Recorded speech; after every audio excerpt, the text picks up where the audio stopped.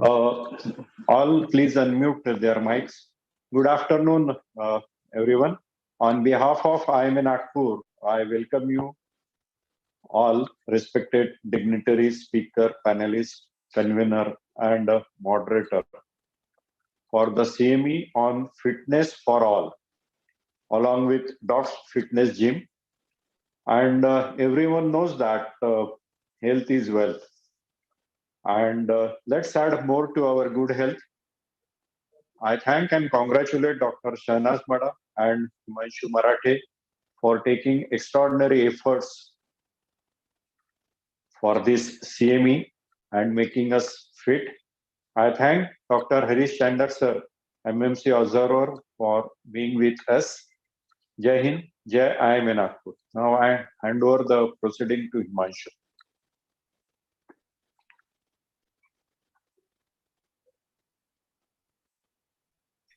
Or we can directly shift over to the first speaker if Himanshu is facing some problem.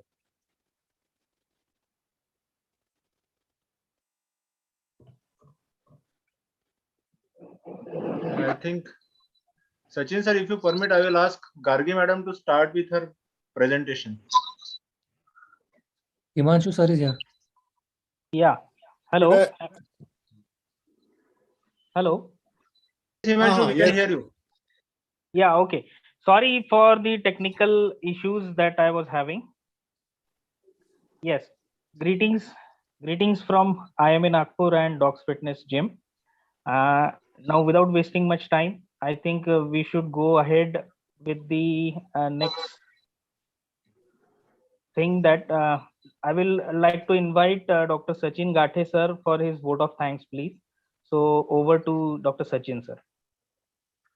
Yeah, thank you, Himanshu. So, on behalf of IMA Nagpur President Dr. Sanjay Devtare, myself, I am really thankful to Docs Fitness. It's one of the venture it's launched by our own medical fraternity, Dr. Himanshu Marathe and Dr. Sandesh Tete, for our very own members. So, in association with Docs Fitness, today we have organized this Fitness for All CME, where a renowned speaker is going to speak on various range of topic from diet, exercise, heart attack, and how to accustom yourself for exercise. Our first speaker will be Ms. Gargi Rai, second is Dr. Sandesh Tete, third is Dr. Abdul Sheikh, fourth is Dr. Abhinav Konar. I am thankful to all these faculties for giving their time and delivering the lectures. Also, this CME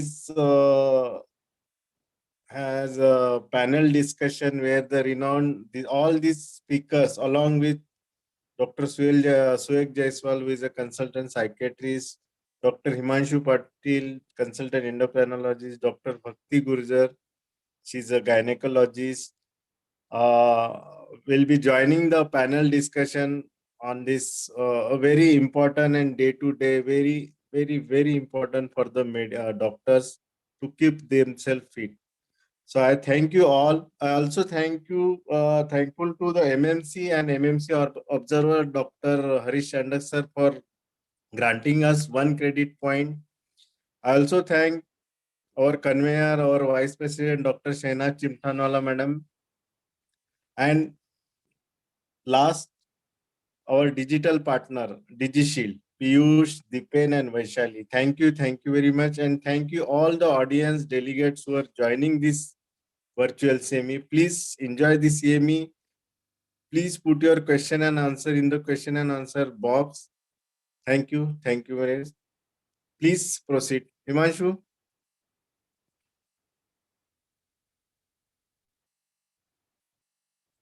Hello. Himanshu, your audio is muted, I think. Yes. Hello. Yeah. Am I audible? Yeah. Yes. Yeah. Thank you, Dr. Sachin Gathe sir. Thank you, Dr. Sanjay Devtare sir and Dr. Chimthanwala madam and team IMA Nagpur for giving us an opportunity to conduct this CME Fitness for All in collaboration with IMA Nagpur. Now let us proceed with our first lecture. Her name is Miss Gargi Rai. She is certified nutritionist, currently working as consultant dietitian at National Cancer Institute, Nagpur. She has a lot of publications and presentations on local and national level under her belt. So I would like to invite Ms. Gargi Rai to proceed with her first lecture of this talk. Over to you, Gargi. Thank you so much, sir. A warm good evening to everyone present here.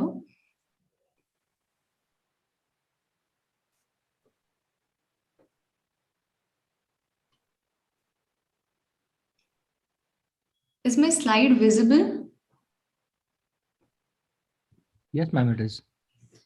Yes, it is visible, madam. Yeah.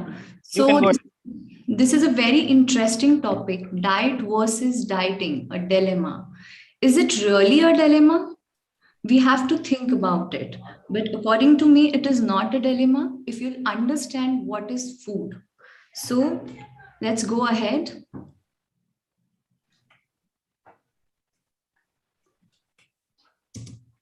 I'm so sorry. Okay, so what is food? In India, food is not just the food, it is an emotion. When we are happy, we eat.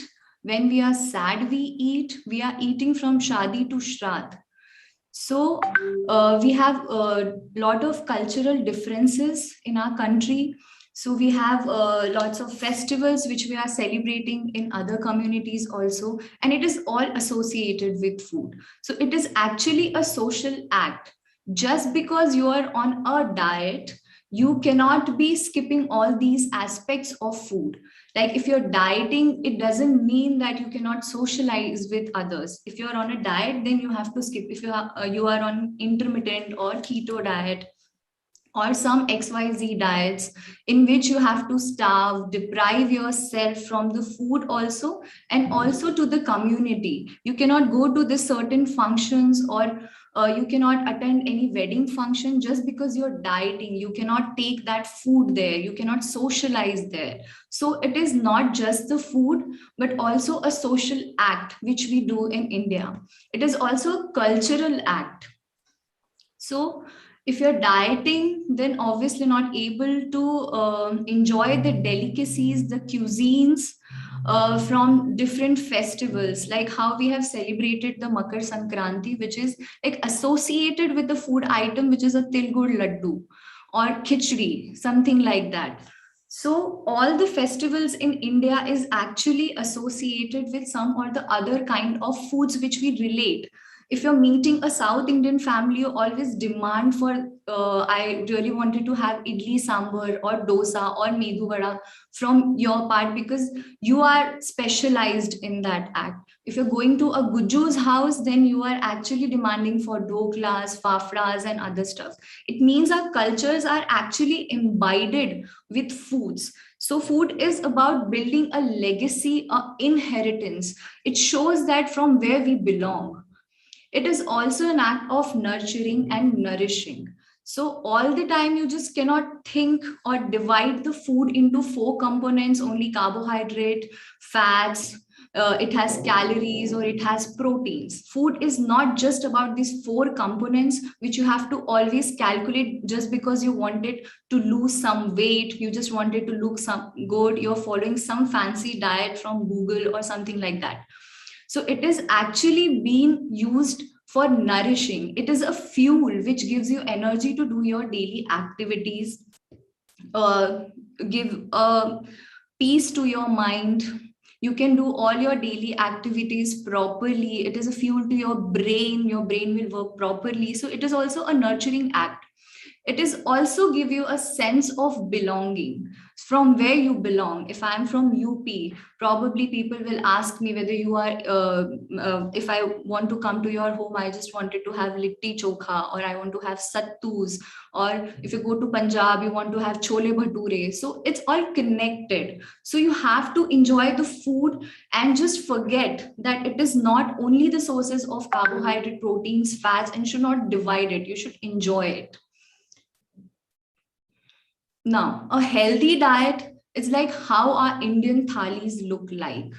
A Maharashtrian thali, a South Indian thali. You don't have to do a dieting. Our Indian food culture is so inherent. Our all dadis, nanis ideas of food is so well versed that we don't have to follow a American guidelines for food or a European guidelines for food. So whatever we have the inheritance food, and from whichever part we belong to, we have our own set of diets which we follow since ages, from our dadi nanis to us to our children's to other people's also. So I just cannot change the thing just because I'm a nutritionist. I have to calculate and I have to tell you that you should eat this or you should not eat that. It's you who is going to decide what is suiting you, what is going properly, whether if I am having this kind of food, whether I'm feeling bloated, or whether I'm having acidity, I'm feeling lethargic post lunch, or something like that. These are the beep signals which is actually your body is giving to you. That after a particular food, you feel very energetic. After a particular meal, you are not feeling that energetic. You're losing your mind, or you feel lethargic. You're not able to do a certain kind of work. Trust me, most of the clients which comes to us, they want to lose weight to just look good. I can say that 90% of the people just wanted to fit into that size, not for the health purpose. Nobody comes to us and say, I'm able to do only 5 squats or 5 push-ups and I wanted to really increase my strength and stamina. I wanted to increase it to 20, 25. I'm doing it for my health so that I will not get any kind of the disease in the later periods. It is all about the looks, which is very wrong. So you are going to decide what suits you according to your age, sex, your cultural ethnicity, whatever diet. Like somebody cannot digest rotis. Like if you go down to south, probably they're not fond of rotis and parathas and other stuff. And rice is something which is easily digestible to them. I cannot say them that you should stop rice and I think you should eat rotis only, just because it has a certain kind of nutrients and you have to lose weight or something. These are all myths that you should. You go to Haryana and you tell them you stop taking ghees, they will lie, because the kind of physical activity is also important to decide on your diet. If you have a sitting job, you have a sedentary life, accordingly you have to stipulate your diet. But if you are very active physically, you are doing at least 1 hour of strength training or some gymming or some other badminton, squash or tennis, whatever sports you are playing, so accordingly your diet will increase and decrease, and it is not just a calculated parameters that you have to take only this calories, this much of proteins because it is healthy. So diet is actually, a healthy diet is not only a basic requirement, but it helps prevent various diseases and disorders. Now, fad diets. So generally, if you are going to follow a diet, you are going to stop the diet. So it is very difficult to follow any fad diets because it will restrict you to certain scenarios, that you have to only eat this much, you cannot eat that food. So we are going to discuss about a lot of fad diets which is in the market, and people are actually blindly following it without knowing the pros and cons of it. So before starting any of the plans given by your nutritionist or any diet which you have been Googled, always ask one simple question to yourself: for how long you're going to continue this? And if you're going to stop this diet, then what are the consequences of it? Whether you're going to gain the double weight, or if you are continuing that diet for a long time, if it has some health hazards. So you have to always ask these questions before starting any of these fancy diets. The diet should be a lifestyle approach and not just a dieting things which you have to follow. Like if you go with the intermittent fasting or a keto diet, whether you're going to be starving for 16 hours for rest of your life, whether you're going to continue it for so long, because diet actually started in the womb of a mother to the child, and it is till the death. So these period is going to decide if your food is very good, your diet is very good, your physical strength is very good, you'll be free from the diseases and you can live a happy, healthy life. So you have to always ask before starting any of these diets. So some characteristics of fat diets is they promote quick weight loss, they limit food selections, they use testimonials from the famous people. Just because Kareena Kapoor Khan has gone into size 0, then rest of the other females is also directing themselves and they're starving, they're depriving themselves from the nutrients. And that is not actually a healthy weight loss, it is actually a malnutrition they are going into. So they use these gimmicks to market such kind of diets. They describe themselves as cure for all. They say that intermittent fasting is good for your health. Probably some benefits are there, but what about the negative part of it? They are not showcasing that. They often recommend expensive supplements. Just because they're depriving you of food, you have to restrict certain things. So you have to take supplement to substitute that. You're popping up day in, day out of omega-3 capsules. You're popping up with the calcium supplementation, multivitamins for hair loss, weight loss. You have skin problems because of following these digestive issues. So taking a lot of churn. So in what way these kinds of diet is actually helping you? It is not helping you. It is all beep sound. You're not going to listen to these beep sound until it turns out to be an alarm for you. When it turns out to be an alarm, then you go to the doctors and they will give you a pill for the ill. So it is not a complete solution. You have to change your lifestyle. You have to change your diet pattern. You have to listen to your body, that whether this thing is suiting me, what is going wrong, why I am constipated, why I'm having loose stools, why after having rice I'm feeling so lethargic, why I cannot concentrate. So all these things are very important. No attempts are made to permanently change the eating habits. These are for short period of time. They're generally critical and skeptical about the scientific community because they don't have a scientific base. They don't have a trial to prove that it is very good for human beings. If it fits for someone, but it cannot fit for all. They have long-term health hazards also. Now, the ketos, we start with the keto diet. As you can see this meme, the list of things that you can actually eat on a keto diet is very little with a lot of drawbacks. So what is keto diet? Low carbohydrate diets is a low or restricted carbohydrate approach. Most common form of fat diets, it's very famous, and every like 7 or 8% out of 10, I think 2 people are actually doing this keto or talking about keto diet.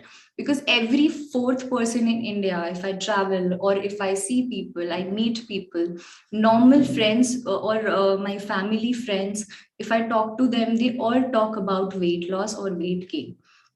Most common is weight loss because we have a very sedentary lifestyle, we have a very busy schedule, so we are not able to focus on our body. So every 4th person wanted to lose weight, so they're following all these fancy diets. So in these diets, the refined sugar or any form of the carbohydrates are restricted. These keto diet is also known as Atkins diet, sugar busters, protein power, the zone, or the South Beach diet. The problem with the low carbs is the diet does not provide adequate amount of carbohydrate, which is also very important. Carbohydrate is our main energy source. Your brains need glucose to work. So it will shift itself to some other sources of energy. It will the ketosis which happens. It also increases the risk of kidney stones. It also increases the risk of heart disease because it is high in fat and proteins. So what keto diet actually Sorry to claims. interrupt, Miss Gargi. Yeah. We are running out of time. Yeah. Okay, sir. You can wrap it. You can wrap it up in a few minutes. Okay, so false claims about the ketogenic diet is the sugar is the reason behind the weight gain, but it is actually the calories. If you're not burning it out and you're just eating throughout the day, it is the calorie, whether you eat a protein source or a carbohydrate or a fat, the calories which has been increases, and not only the sugar is toxic. For them, calories doesn't matter, and it's the best diet for the cancer patients according to them, but it is all false claims. So low carbs diets are not intended for long term. These plans include excessive intakes of animal fats, and individual may experience reduced exercise capacity. The problem with this is this primary concern is the risk of metabolic dehydration because there is no carbohydrates. This is responsible for the initial weight losses observed in the plan, and this is a very stressful form of weight loss because our diet generally doesn't contains a lot of fats as in West. They are more reliable on margarine, butter, and cheese, but we don't eat it on a regular basis since ages. So for us to consume these kinds of a diet will be more hazardous. Now, a low fat diet, they claim that less than 20% of the energy from the fat, but if you'll see their plans, it will be basically 5 to 10% of the fats that they wanted to have. Low fat diets disadvantage is it is little satiety. They tell to increase more of your fruits, vegetables, whole grains, and stop taking fats or just 5 to 10% of it. So if you're taking a lot of fiber also, it causes flatulence, possibly poor mineral absorption, limited food intake, difficult to maintain, insulin resistant because you're just hogging on carbohydrates. Low fat diet is also known as the rice diet, pasta diet, or Pritikin's diet. Now, why diets fails? It's actually deprive you not only with the nutrition, but also with the social aspect, your cultural aspects, your life. Your diet and your life cannot be two parts. Once you'll get bored with the diet following all the time, it is only what I'm going to have in the breakfast for lunch because you're following a particular diet. This is not the only work that you have to think about it all the time. So your diet, you will stop and you will be back to your life. So you should always be in the sync. Your diet should be an integral part of your life, and how you have to change is you have to decide. Diets are temporary. Many don't fit into your normal life. Many are expensive, and diet is only half of the equations. Sorry, Gargi, your time is running out. I'll just, this is my last slide. Okay, fine. Okay, so all about the weight loss. So what exactly? It is all about the diets. Now, what is the healthy diet which we have to follow to lose weight, which is more sustainable? The diet should be sustainable and which you can follow throughout your life. It should be a lifestyle approach and lifestyle changes that you have to done in your life. So I wish I could lose weight as easy as I lose my keys, pens, cell phones, and my temper, and even my mind. So don't lose your mind, lose your weight. Breakfast is the most important meal of the day. Many of us are skipping the breakfast, and it is always advisable that you don't have to go for oats and wheat flakes or mueslis or something like that. You have to eat the normal particular diet, which is your poha, upma, idli, dosa, whatever region you are from and whatever is being grown there. You have to eat that food. You can make it more nutrient dense by adding more vegetables to it. So normal breakfast, whatever in Maharashtra or in South or in North, whatever they're eating, they can take it. But the timing is very important. For getting up at 6 o'clock and having your breakfast at 11 is not going to work for you. So within 2 hours of waking up, you should take your breakfast. Use your kitchen more often. Jitna packet fatega, utna pet fulega. So you have to restrict the processed food, the cereals which you're buying, the jams, the sauces and other stuffs. You can make your own chutneys. You can make your own preparations or the seeds preparations and other stuffs, and should not reliable on other sources. So you have to eat whatever is home prepared. Eat only if you're hungry. You don't have to eat every 2 hourly. If you're feeling hungry, then you can have your food, but don't keep a gap more than 4 hours. Add proteins in each meals because it gives you satiety, it gives you the muscle buildings. It include and also include the whole foods and grains in your diet, then the starch.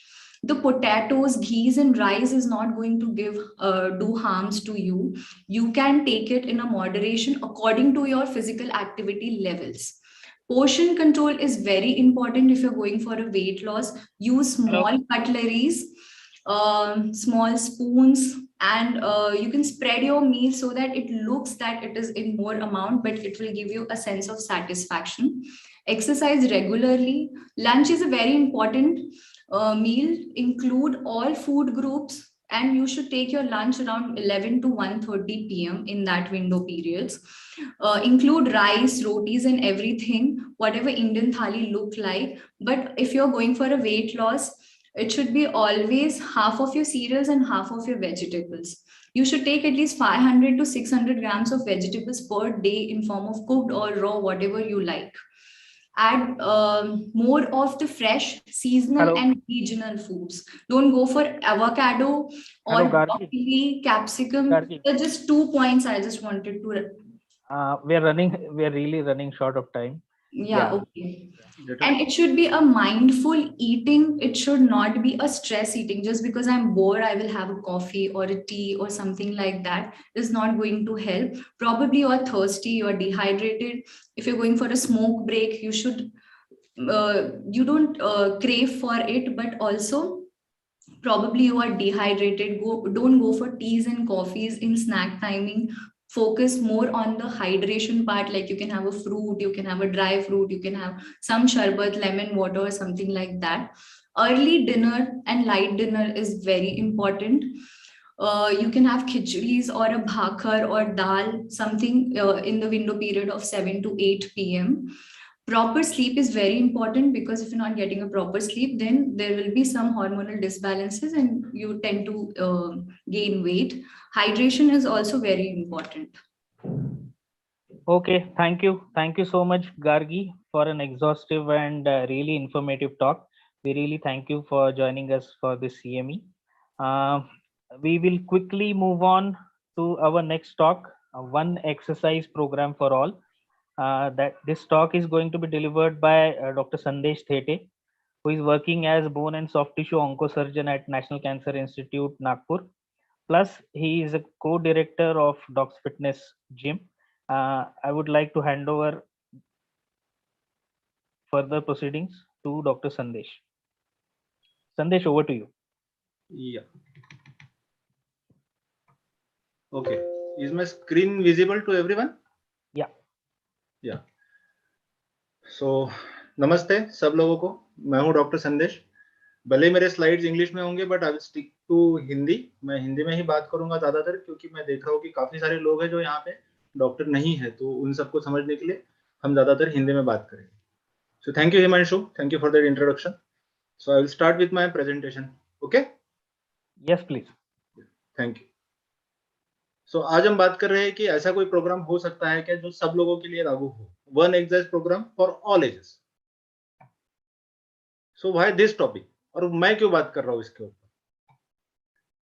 सो जैसा Himanshu sir ने बताया, मैं एक orthopaedic surgeon हूँ, साथ ही साथ मैं एक फिटनेस एंथुसियास्ट हूँ, काफी रेगुलरली जिम जाता हूँ, साथ ही मैं एक एंटरप्रेन्योर भी हूँ. मैंने खुद का अपना एक जिम भी डाला है.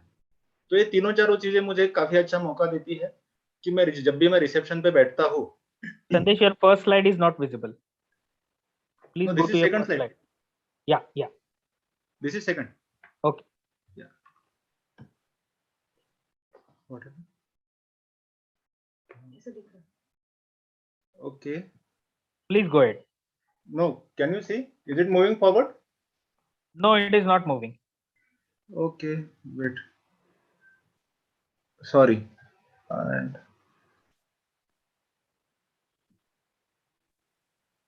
Make it full screen, full view. yeah, I have made it full screen. Okay. Yeah, now it is moving. Now it is moving. Now it is moving, na? Okay. It is not moving on my screen now. I don't know.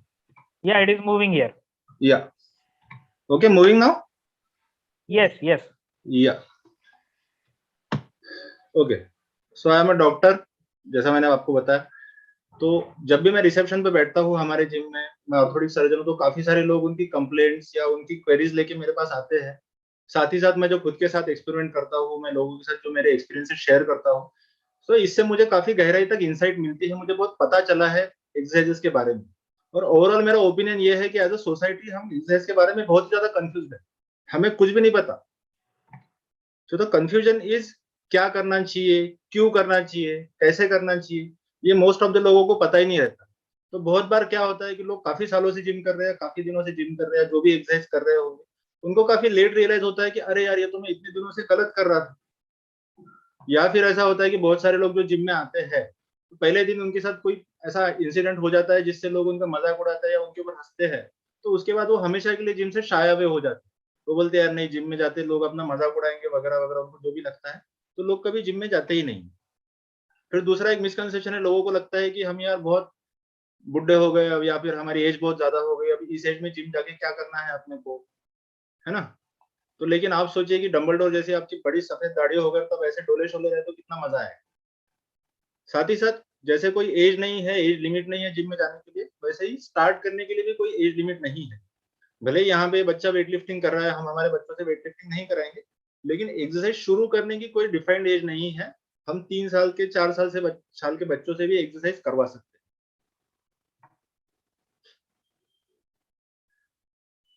So regularly gym join करने के लिए आप जब motivate होते हो, तो सबसे main important चीज है कि आपके गोल्स एकदम क्लियरली डिफाइन रहने चाहिए।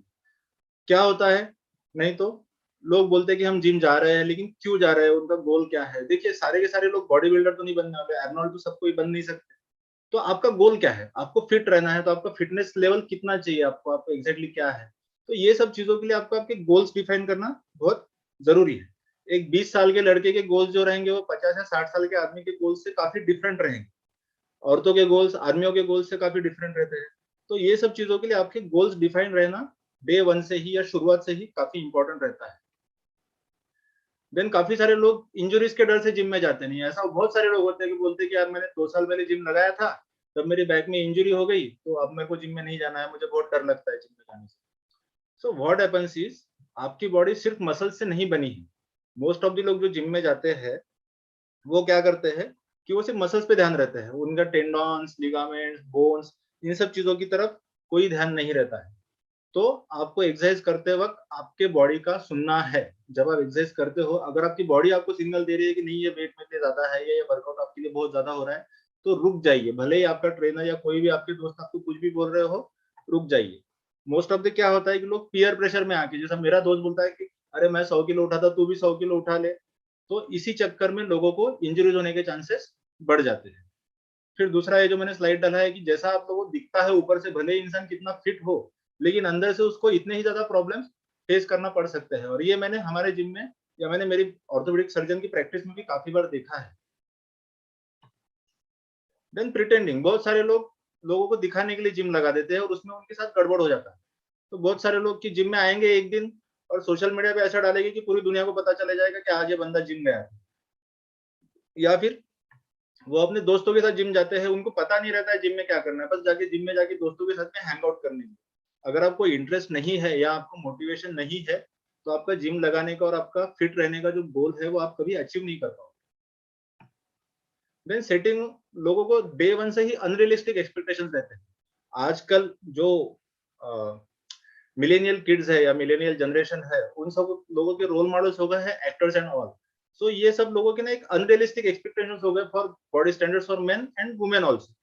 तो ऋतिक रोशन जैसी बॉडी चाहिए, टाइगर श्रॉफ जैसी बॉडी चाहिए, विद्युत जम्मावाल जैसी बॉडी चाहिए।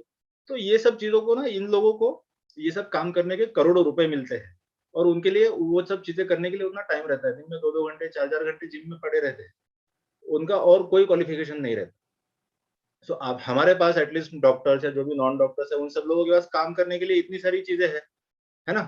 तो कैसा होता है कि आप अनरियलिस्टिक गोल सेट कर लेते हो, और फिर उसके बाद में ये होता है, आपको लगता है कि मैं जिम जाऊंगा या जिम जाऊंगी, बॉडी बनाऊंगा, फिर नहीं होता है, तो फिर लोग जिम जाना गिव अप कर देते हैं, या उनका जो वर्कआउट है, जो फिटनेस का जो जर्नी है, वो गिव अप कर देते हैं। देन लास्ट इज कि ये जैसा ये कर रहे हैं, तो ये जो ट्रेनर है, it is he is not a good trainer, it is very difficult to find a good trainer.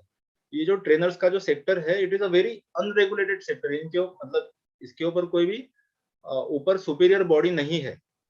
सो क्या होता है कि कोई भी किसी को भी कहीं पे भी ट्रेनर का सर्टिफिकेट दे सकता है। तो रॉन्ग एक्सरसाइज करने से आपको फायदा कम होगा, नुकसान ज्यादा होगा। और जिम में जब होते हैं, जिम में होने वाले injuries most of the time are related to back, shoulder and wrist. ये 3 जगह की इंजुरीज जिम में सबसे ज्यादा होती है। तो ऑलवेज रिमेंबर, एक अच्छा गुड ट्रेनर या गुड एक्सरसाइज पार्टनर होना काफी जरूरी है। So exercise versus activity. So what is exercise? तो एक्सरसाइज का सिंपल सा डेफिनेशन एक होता है कि anything that is physically difficult to do is exercise. So exercise ideally an exercise should be constantly varied. हर बार कुछ तो नया करना चाहिए। फंक्शनल मूवमेंट होनी चाहिए, ऐसी मूवमेंट्स होनी चाहिए जिसका आपको रोजमर्रा की चीजों में काम आए। और एक्सरसाइज में हार्ट रेट एलिवेट होना ही चाहिए। अगर हार्ट रेट एलिवेट नहीं हो रहा है तो एक्सरसाइज नहीं है, वो एक्टिविटी है। सो लोग बोलते हैं कि हम 10 साल से रोज सवेरे 10 किलोमीटर या 5 किलोमीटर में घूमने के लिए जाता हूँ। मेरे पास बहुत पेशेंट रहते, बोलते सर मैं तो रोज घूमने के लिए जाता हूँ, फिर भी मुझे ये क्यों तकलीफ हो रही है? सो आप जो रोज घूमने जाते हो, दैट इज एक्टिविटी। आपकी बॉडी को आदत हो गई है कि ये बंदा अभी सवेरे उठेगा, कपड़े चेंज करेगा, फ्रेश होगा और 3 किलोमीटर का 5 किलोमीटर का राउंड मार के आए। तो अगर आप रोज वॉकिंग कर रहे हो, रोज साइकिलिंग कर रहे हो, तो वो आपकी बॉडी के लिए एक्सरसाइज नहीं रही है, वो आपकी बॉडी के लिए एक्टिविटी हो गई है। सो that is why you have to change your exercise on regular intervals. So there is a very simple classification of exercise equipments that we have. Body weight exercises जैसे पुशअप्स हो गए, pullups हो गए, इनके लिए कोई इक्विपमेंट नहीं लगता। दंड बैठक हो गए, इसके लिए कुछ नहीं लगता। These are body weight exercises. Free weight exercises, they are done with dumbbells, barbells, medicine ball. इन सब चीजों को कोई केबल या कुछ स्ट्रिंग्स अटैच नहीं रहते हैं। Then there are elastic bands like therabands, different resistance के बैंड्स आते हैं। केबल प्लस वेट मशीन, जो जिम में लोगों का एक आइडियल कंसेप्ट रहता है कि जिम में यही चीजें रहती है, cable and weight machine. And then cardio machine, जैसे कि ट्रेडमिल हो गया, इलिप्टिकल हो गया, बाइसिकल्स हो गया, stationary bikes and all. So what should be the intensity and type of exercise, इसके बारे में हम थोड़ा डिटेल में जानेंगे। आप ये स्लाइड ध्यान से देखिए। सो impact is any force that is coming on your body and joints as a whole. So impact can be divided into high impact, low impact. So high impact activities कौन सी है? Running, jumping, skipping, kicking, punching, ये सब high impact activities है. Low impact is swimming, rowing, water aerobics, walk पे जाना। Gym में जो भी आप मशीन यूज करते हो, ये low impact activity है। इंटेंसिटी क्या होती है? Intensity is how hard you are doing an exercise. So how hard means the level of difficulty of that exercise, the level of power required, जितना ताकत लगता है वो एक्सरसाइज करते वक्त आपका हार्ट रेट कितना बढ़ता है, ये सब चीजें वो एक्सरसाइज का intensity, how hard that exercise, ये डिफाइन करता है। सो एक्सरसाइज की intensity is high, low to moderate और प्रोग्रेसिव। तो हम हाई और लो टू मॉडरेट तो आपको नाम सुन के समझ में आ गया होगा। विल फोकस ऑन प्रोग्रेसिव, ये मुझे बहुत पसंद है। प्रोग्रेसिव में क्या होता है? It is varied pace. तो फास्ट स्लो ऐसा रहता है। इसके लिए इसको एडेप्टेशन करने से काफी हाई एडेप्टेशन हो जाता है। Mix duration, this increases your exercise tolerance, okay, and reduced risk. इसमें सबसे कम रिस्क होता है इंजुरी का या कोई भी अनटोवर्ड इवेंट होने का।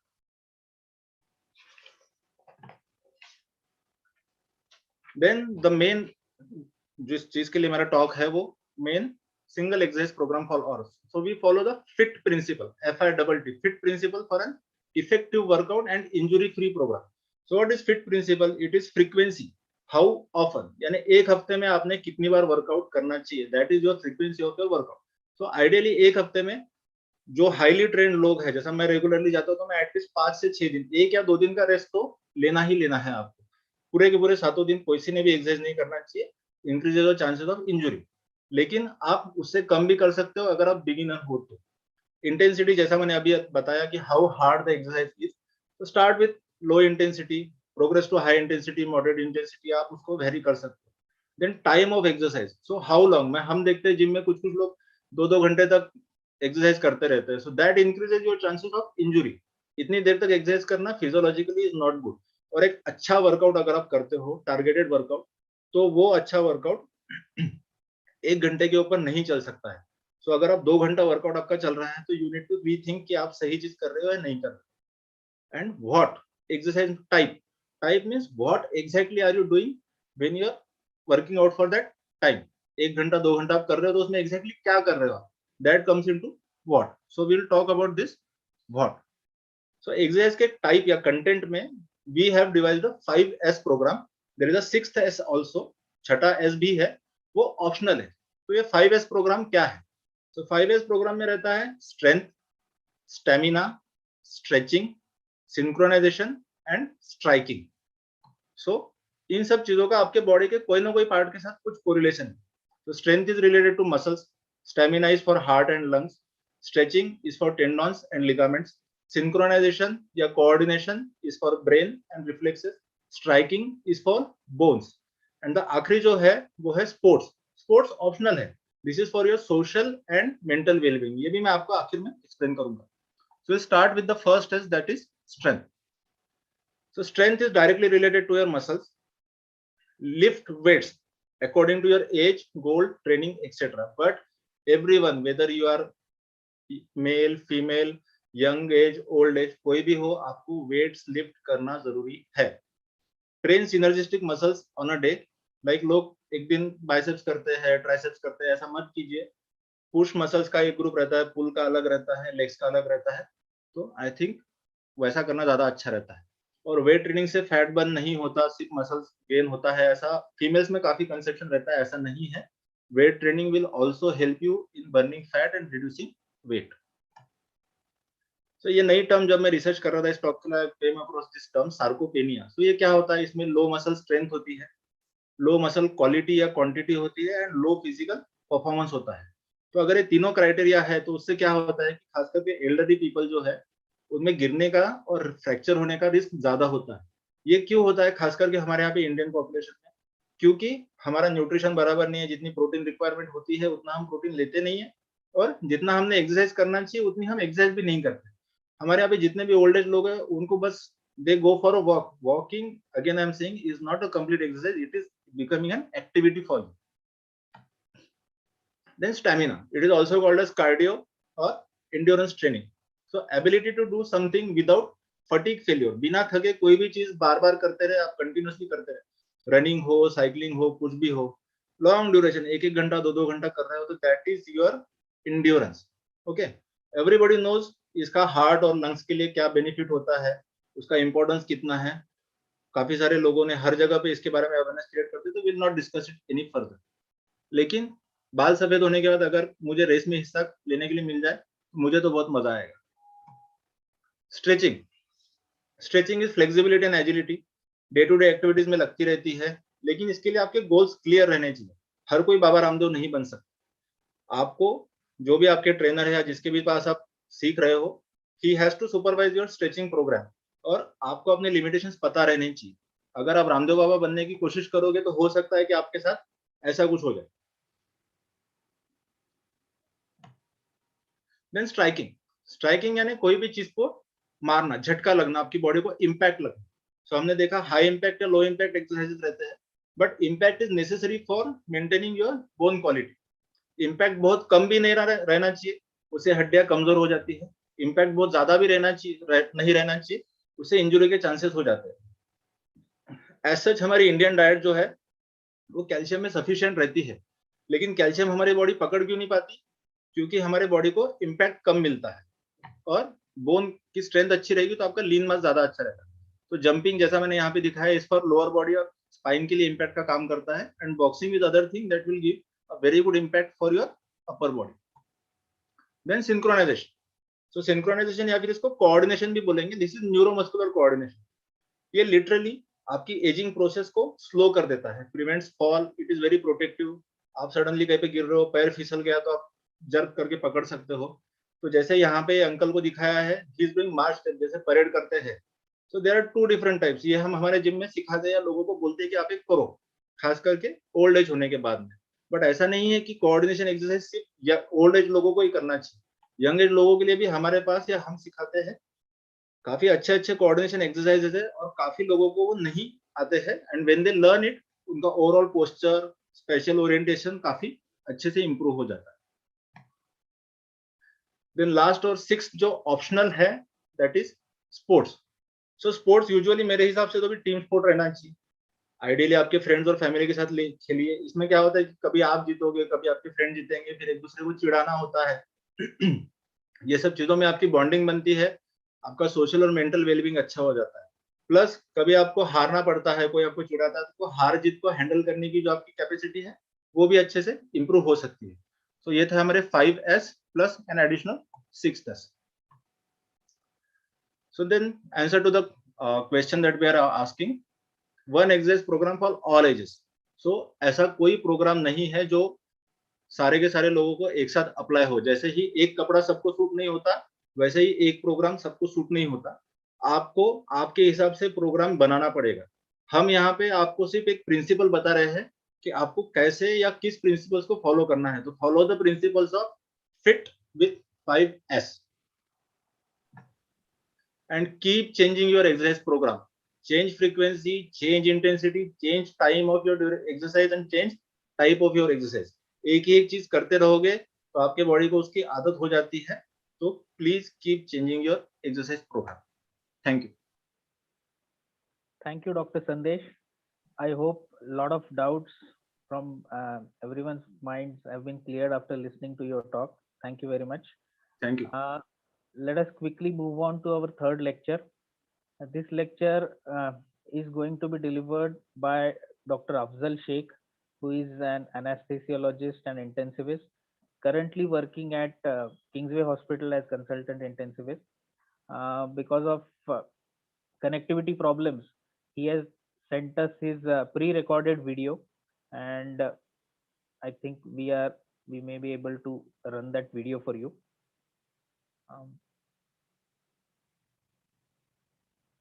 Hello, Piyush, am I audible? Yeah. This is Dr. Afzal Sheikh for you. Hello everyone, myself Dr. Afzal Sheikh, Consultant Intensive Care, Kingsway Hospital, Nagpur. I would like to thank IMA and Dogs Fitness Gym for providing me with this opportunity. My topic for today's discussion is heart attack in young and deaths in gym. So these are two different and interlinked topics. Let's start discussing with first one. Recently, we have seen that news, Mr. Siddharth Shukla, a fit actor who died of heart attack at the age of 40. Another actor, Abir Goswami, died of heart attack while he was running on treadmill. Husband of Mandira Bedi, Mr. Raj Kaushal, who died of heart attack recently, who was another fitness enthusiast. One of the bigger news among these was actor Puneet Rajkumar, who was a fitness enthusiast and a fitness icon for many, died of heart attack. So these were relatively younger population. Another news among heart attacks in younger individual was Mr. Saurav Ganguly, former cricketer, had heart attack and undergone coronary angiography and angioplasty. So what making this younger generation, younger population for developing heart attack? Probable factors could be the change in dietary habits. The food we are taking can predispose us for development of early coronary artery disease.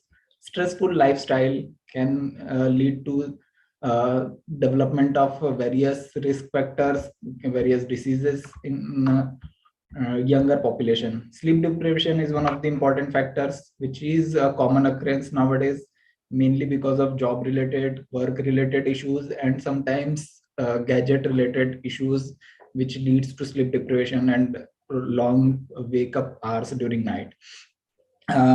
Job related, another issue which involves long hours of sitting, can be another risk factor. So we'll consider this topic under various headings of introduction and pathology, effect of exercise on the risk of sudden death, level of physical fitness, warning symptoms, factors triggering these events, and whether exercise work as protective mechanism and how to screen for those risk factors. So lack of physical activity is now the fourth major risk factor for the development of coronary heart disease. And yet it is clear that on occasions, trained and apparently healthy athletes die suddenly during exercise. There was this example of 57-year-old American who collapsed and died within 1 minute after setting a regional record of 3,000-meter runs indoor. This athlete had previously reported no cardiac symptoms and underwent maximal exercise testing nearly 2 years back and didn't reveal any cardiac abnormalities. So physical activity may protect from heart disease or may impose as a risk factor that we have to see during this talk. What are the pathology for this sudden death? So virtually all persons who die suddenly during exercise have a serious disease, usually because of heart, which explains the cause of death. Coronary artery disease is the major cause of death in persons 40 years older. And sportsmen below the age of 40 who die suddenly during exercise are more likely to have hypertrophic cardiomyopathy, the condition in which there is an obstruction to blood flow of heart when there is a higher demand. However, some young athletes who die suddenly during exercise are likely to have severe coronary artery disease as a result of familial hypercholesterolemia, the condition in which there is a very high cholesterol level in blood. Enumerating various causes of myocardial ischemia are atherosclerotic coronary artery disease or coronary artery spasm, or there is a development of new thrombus in coronary arteries. There could be coronary artery dissection during exercise. Some other structural abnormalities that may predispose to sudden cardiac death is hypertrophic cardiomyopathy, mitral valve prolapse, other valvular heart disease, especially aortic stenosis, or sickle cell trait. There could be rhythm disturbances of heart, which includes Wolff-Parkinson-White syndrome or LGL syndrome or long QT syndrome. There are certain miscellaneous other causes which can predispose to sudden cardiac death, like myocarditis, especially anabolic steroid use in athletes, cocaine abuse. This can lead to sudden cardiac death. But the important point is that none of this condition is caused by exercise, no matter how vigorous exercise you are doing. Plaque rupture or thrombosis is present in 95% of cases of sudden cardiac death in general population. But the incidence of similar event is lower in exercise-related deaths. So exercise-induced ischemia or narrowing of coronary arteries, known as coronary spasm, may be involved in exercise-related deaths. There are some other non-cardiac related issues which can lead to death, which includes rhabdomyolysis, in which there is a breakdown of muscles and which leads to electrolyte disturbances and organ dysfunction. Heavy vigorous exercise can lead to dehydration, especially during warm seasons and when there is a non-replenishment of adequate fluids. Dyselectrolytemias, electrolyte imbalance can also lead to heart rhythm disturbances. Exertional heat stroke, especially in a warmer climate like us, can lead to brain dysfunction. What are the effects of exercises on the risk of sudden death? Because athletes who die suddenly have advanced cardiac disease. So they are at high risk of dying suddenly, whether or not they do exercise. Some researchers have found that exercise in moderation does not increase the risk of sudden death. That is well proven fact. Whereas others have found that more vigorous forms of exercise, such as cross-country skiing or running, is associated with 5 to 7 times greater risk of sudden cardiac death. The risk of sudden death in exercising group while these persons were exercising was depending upon the duration of exercise above the overall risk of non-exercisers. This overall, the total group of exercisers who had reduced risk of sudden death, that subset of exerciser with the advanced heart disease, which is resistant to all the preventive measures, including exercise, would ultimately die suddenly more during exercising rather than at rest. So this finding explains why the sudden death of athletes usually occur during exercise and why such events must not be construed to indicate that exercise is dangerous and to be avoided. So in fact, if the exercisers were to stop exercising, their risk of sudden death would increase threefolds. Risk of sudden death is reduced in persons who exercise regularly. Increased likelihood that these persons who have heart disease in spite of regular exercise will die during the short period that they spend exercising. So were such persons to avoid all exercise, however, their overall risk of sudden death would be increased, not decreased. So don't discourage them from exercising. The higher level of coronary risk, so there is the greater risk, greater degree of benefit from exercise. There was this researcher named Siskovich who stated that efforts to discourage clinically healthy persons at risk of primary cardiac arrest from continuing to engage in vigorous exercise may be inappropriate. So, in short, those patients, those athletes who are at risk of developing, who are at risk of cardiac disease and might be at risk of dying suddenly because of cardiac disease, are having higher probability to die of cardiac disease during exercise rather than at rest. But not exercising will not decrease the risk of death. So there is no point in discouraging any people from doing exercise. So what is the effect of level of fitness on these events? Severe heart disease may be present even in persons who are extremely fit. There are the reports that athletes who had sudden deaths during running or other vigorous exercising events recently performed this kind of vigorous task without any problem, and autopsy revealed underlying cardiac disease. So irrespective of level of physical fitness, you cannot rule in or rule out the risk of sudden cardiac death. So the only way of knowing these facts is looking at the warning symptoms if they develop. So person who die suddenly during exercise frequently have warning symptoms of heart disease, which usually they ignored and choosing to continue exercising rather than seeking a medical advice. There was a study in 1987 of heart attacks and sudden deaths in marathon runners. It found that 81% of these cases had warning symptoms.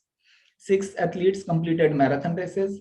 3, despite symptoms of chest or abdominal pain sufficiently severe enough to force them to stop running. Despite severe chest pain, 1 athlete continued to run a 16-kilometer race and collapsed at the finish line. And another runner continued training for 3 weeks, including a 64-kilometer training run with chest pain. So what are the factors that trigger these events? There are 3 postulated mechanisms which leads to myocardial ischemia in athletes. First, there is an initial surge of blood pressure during the initiation of exercise, which precipitated the fissuring of vulnerable atherosclerotic plaque and subsequent thrombus formation, leading to total occlusion of the coronary blood supply. Second possible mechanism, there is the non-occlusive atherosclerotic plaque, and during exercise there is the imbalance between myocardial oxygen demand and supply, especially in partially non-occlusive atherosclerotic area. Thirdly, there could be coronary artery spasms, especially in the established atherosclerotic area, leading to myocardial ischemia during exercise. So there are certain pathophysiological factors which leads to myocardial ischemia. There is the elevated myocardial oxygen demand and simultaneously shortening of diastolic time and coronary perfusion time. There is alteration of parasympathetic and sympathetic tone, leading to reduced caliber of coronary blood vessels. Release of thromboxane A2 and other substances, which leads to vasoconstriction of coronary arteries. There is enhanced blood coagulation. There is increased levels of lactates in blood. Intra and extracellular electrolyte derangements. Some electrolytes lead to cardiac dysfunction. Increased serum fatty acid concentration, and there is excessive rise of body temperature. So whether exercise work as a productive mechanism, there are reports that has shown that to reduce the rate of development of coronary atherosclerosis in monkeys who were fed on high-fat atherogenic diet. There was increase in the resistance of the trained heart to ventricular fibrillation. So if you exercise, you might develop resistance to develop resistance to life-threatening arrhythmias that may lead to sudden cardiac death. Another potentially important mechanism is those people who indulge in running or other fitness activities. Among them, 75 to 80% of people have developed healthy lifestyles. Like those people who started running, they stopped smoking. Similarly, subjects taking up marathon running show beneficial changes in coronary risk factors. So how to proceed for those people who are at risk and who want to continue their exercise activity even at certain age? The only way left is screening for such people. Either those people who have symptoms or those people who have risk factor or family history of sudden cardiac death should undergo screening. But still, this screening is again consists of certain challenges because of very low incidence of these incidences. Finding out number of patients is very difficult even with screening. Secondly, it is extremely difficult to detect some of these latent forms of disease. Thirdly, the most acute coronary events occur due to rapid progression of disease at sites which is a critical lesion, but at the time of screening, it was not that critical. Even when there is a latent disease is detected, it is not always possible to differentiate absolutely those with the disease who will die suddenly during exercise from those with the same condition who are not at risk. So you may need to continuous screening during a fixed period interval. So only athletes who are symptomatic should be exhaustively tested and discouraged from exercises. And unfortunately, the condition will never be completely prevented because in around 20% of people, sudden cardiac death remains the first symptom of their heart disease.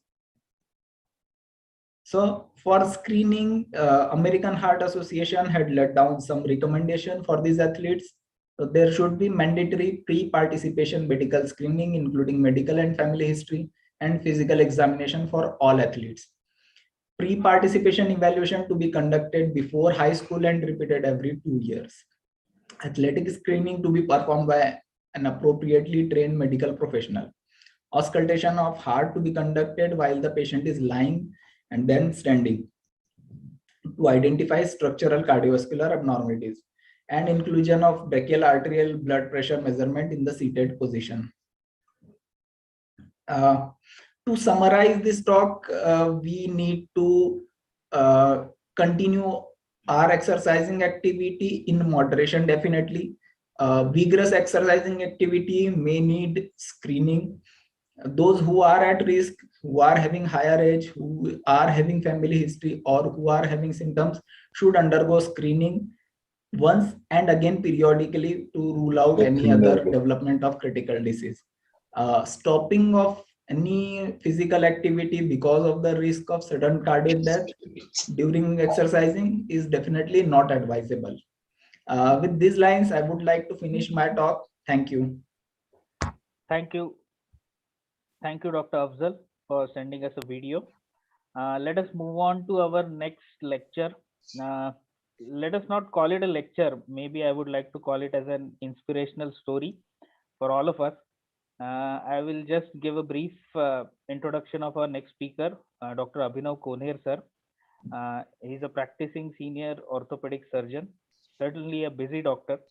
As far as I know, he had started his running and workout schedule not more than approximately 10 years ago from now. And in last 10 years, he has reached up to completing so many, more than 30 marathons and a lot many Ironman competitions he has finished. So it is an achievement in itself, and we would like to hear from it his journey of running and workout. How did it start? What kept him going to achieve his goals? So over to you, Dr. Abhinav Konher, sir. Yeah, are you able to share the screen first? Are you able to see my slides, please? It's buffering, sir. Okay. Not yet. Yeah, sir. Yeah.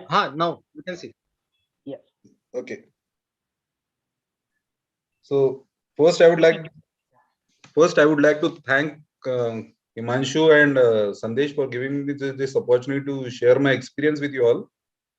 And I would especially like to thank Gathe sir, and I have some fond memories with Devtare sir on cricket ground. So if he is listening, sir, आपकी वजह से काफी cricket खेला है साथ में आपके, और वो थोड़ी बहुत ग्राउंड पे नोकझोंक भी याद है मेरे को. So let us get on with my topic first. Like Himanshu said, I'm a consultant orthopedic surgeon, and I have my special interest in spine surgery, complex and revision trauma surgery, and yes, endurance sports. So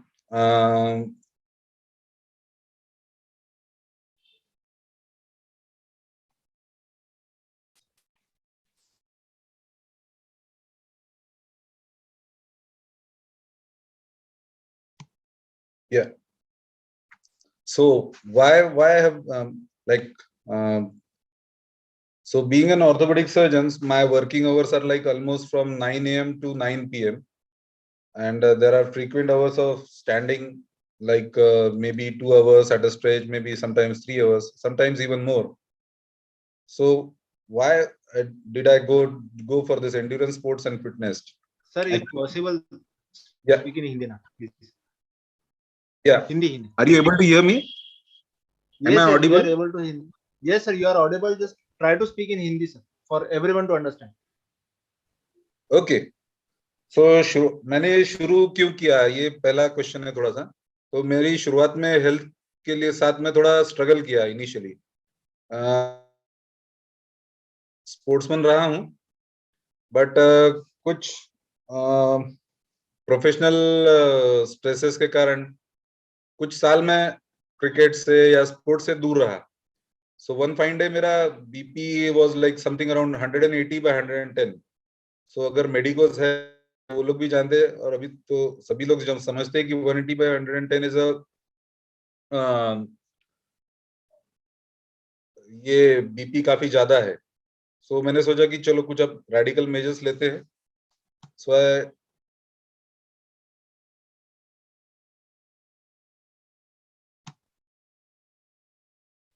so by chance I met मैं doctor Amit समर्थ से मिला, जो अमित समर्थ को शायद काफी लोग जानते भी होंगे. He is one of the very well known endurance sports person in Nagpur, and is a great coach. उन्होंने 16 बार आयरनमैन किया है. He is a winner and podium finisher for I think more than 15 marathons, and is a great guy.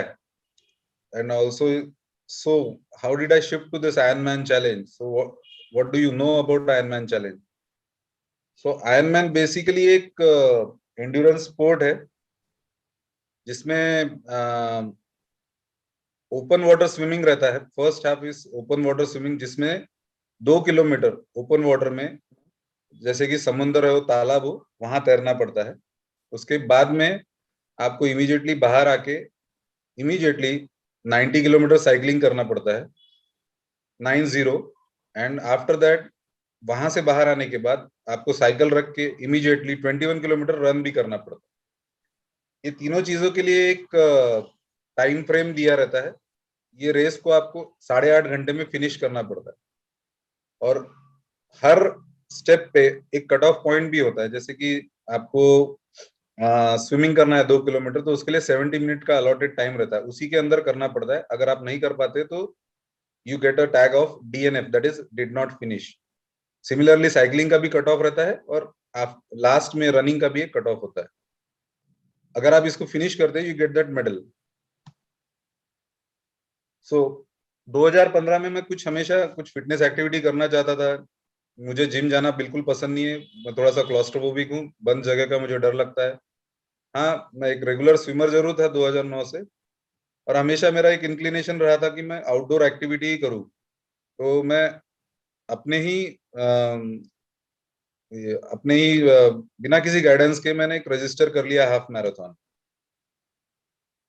उसके पहले मैं absolutely workaholic था. This is my picture in 2015. This was how I looked at that time.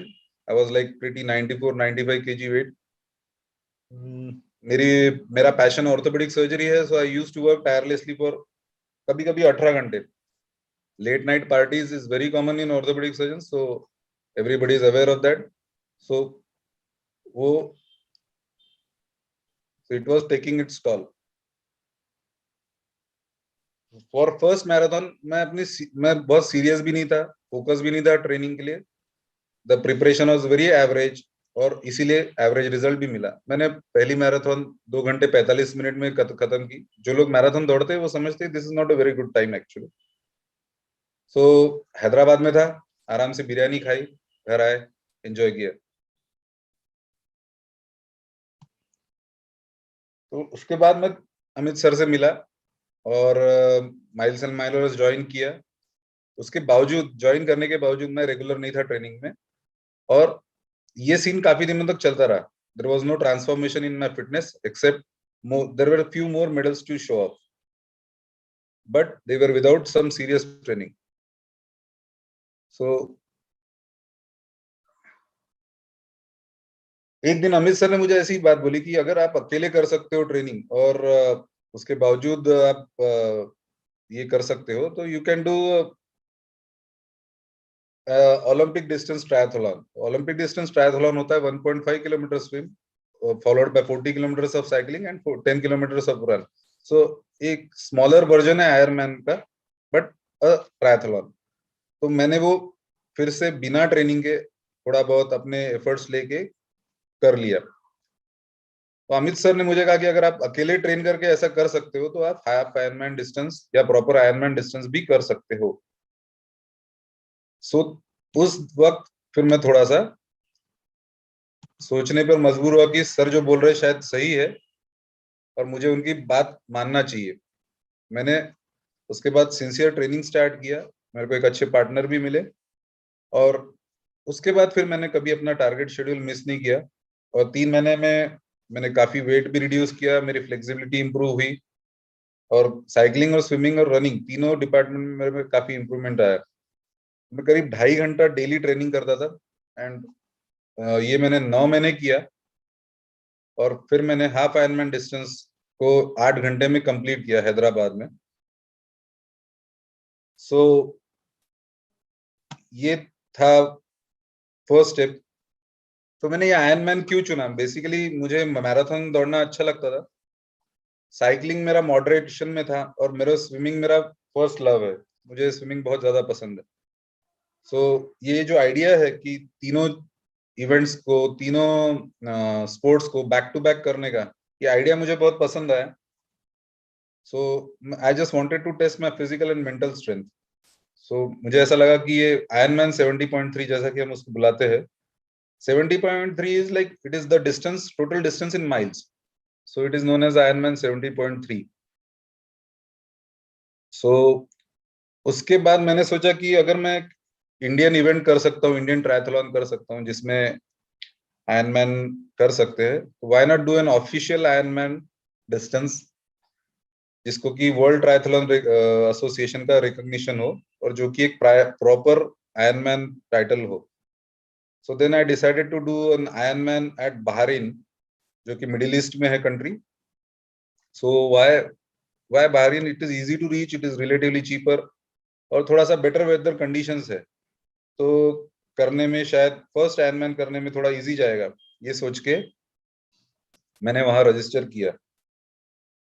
सो हमारा training start होता था 4 बजे सुबह, क्योंकि जैसा आप जानते हैं कि हमारे प्रोफेशनल कमिटमेंट्स है 9 to 9 PM. So, and the duration of training was like 24 weeks. So you have to follow this schedule for say almost 24 weeks. So ये ऐसा पागलपन सब चालू हुआ। अब जैसा कि आप जानते हैं कि हर स्पोर्ट, इसमें 3 स्पोर्ट्स है, हर स्पोर्ट्स के अपने प्रॉब्लम थे। जैसे कि स्विमिंग, कई बार पूल्स बंद रहते थे, स्विमिंग कोल्ड टेम्परेचर में करना पड़ता था, जैसे कि दिसंबर जनवरी।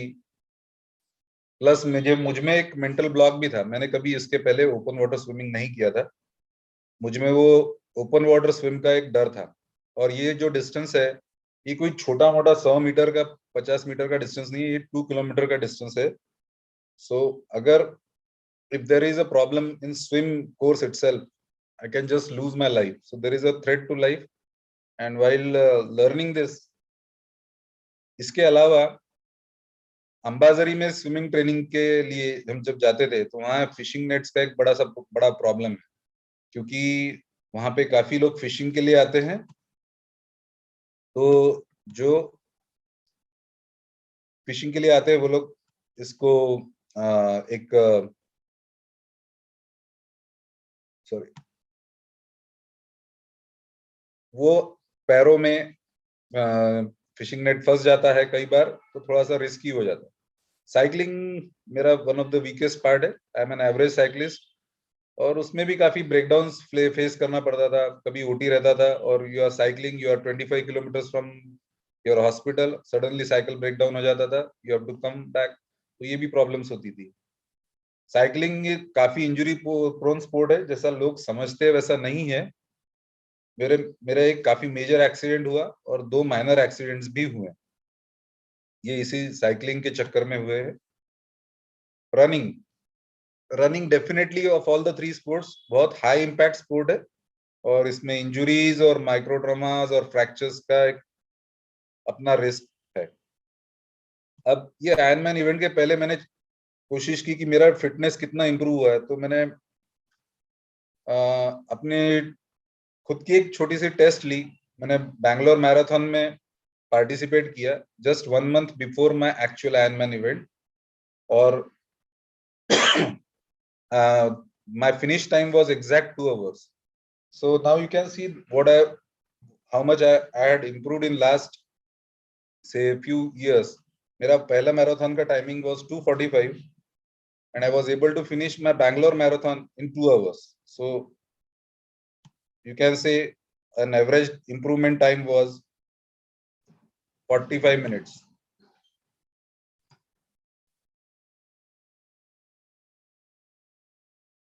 So इसके अलावा ये सब ट्रेनिंग करने में काफी हर्डल्स आते थे, जैसे कि वर्क प्रेशर था, काम कभी ज्यादा रहता था, कभी लेट नाइट ओटीज रहती थी, या किसी दिन 2 या 3 केस हो जहाँ लॉन्ग आवर्स ऑफ स्टैंडिंग हो जाए। मीनवाइल मेरे फैमिली मेंबर्स में भी काफी इश्यूज रहे कि मेरी mother, she is asthmatic, she was on ventilator, she was in ICU for 2-3 months। Despite वो शी वाज इन आईसीयू, मैं रात में उनके पास रुकता था, बट मैं 4 बजे हॉस्पिटल से निकल के दोबारा ट्रेनिंग के लिए जाता था। ये मेडिट्रीना के गार्ड भी आपको बताएंगे, क्योंकि वो जानते थे कि मैं ट्रेनिंग के लिए जाते वक्त उनको डिस्टर्ब करता था early morning 4 o'clock। So fatigue of training और प्रोफेशनल वर्क ये सब तो था ही, but I was determined, I was going to do this. So this was the team which went to Bahrain. इसमें हमारे कोच डॉक्टर अमित समर्थ भी है, और मेरे कुछ कलीग्स फ्रेंड्स भी है। मेरे बैचमेट भी थे, पराग सर जो कि अकोला से, उन्होंने भी मेरे साथ आयरनमैन किया। So race day was all set, and the atmosphere was very positive. एक छोटा सा प्रैक्टिस स्विम भी हुआ था उसके एक दिन पहले, तो जिसमें थोड़ा सा कॉन्फिडेंस और बढ़ गया कि हाँ ये ओपन वाटर स्विमिंग, क्योंकि वो सॉल्टी वाटर था कंप्लीटली, काफी वेव्स थी। और बहरीन का इश्यू है कि वहां पे रनिंग के टाइम जो कि रन का जो टाइम है अराउंड 11 AM रन स्टार्ट होता है। So there is around 32 to 33 degrees of temperature. So it is very hot and you have to run 21 kilometers in that temperature. So finally वो मैंने खत्म किया. So these are few pictures from that event, and my time was 7 hours 32 minutes. So it was actually 1 hour before the target time. So 8 hours 30 minutes का जो allotted time था उसके 1 घंटे पहले मैं आयरनमैन इवेंट खत्म कर पाया। ये वहां का फिनिश लाइन पिक्चर था। उसके बाद so what I have gained apart from this beautiful medal is I have earned many new friends, जो कि मुझे मेरा दिन एक पॉजिटिव नोट में शुरू करने में काफी हेल्प करते हैं। They are a great company to train, और एक स्ट्रेस बस्टर जैसा है वो ग्रुप मेरे लिए। And more important then that, जो फिटनेस में लूज कर चुका था वो ये ग्रुप के कारण, ये फ्रेंड्स के कारण मैं उसको वापस रिगेन कर पाया। I am very much thankful to my coach actually Amit and all these guys जिनके साथ मैं ट्रेन करता हूँ। सो मैं तो इतना ही बोलूंगा आप लोगों को कि if I can do it, you can also do it. It is possible even in your tough professional commitments, you can still do it. So once you are an Iron Man, you will always be an Iron Man. Actually, Iron Man is not. लोग इसको boast कर सकते हैं. You can post it on Facebook. It is not for Facebook actually. I have never posted it on any of my Facebook accounts. और शायद मेरा Facebook account actually inactive है. So it is basically an attitude. It changes your attitude completely. So अगर आप एक बार करेंगे तो उस फीलिंग को समझ पाएंगे शायद. So I didn't stop there.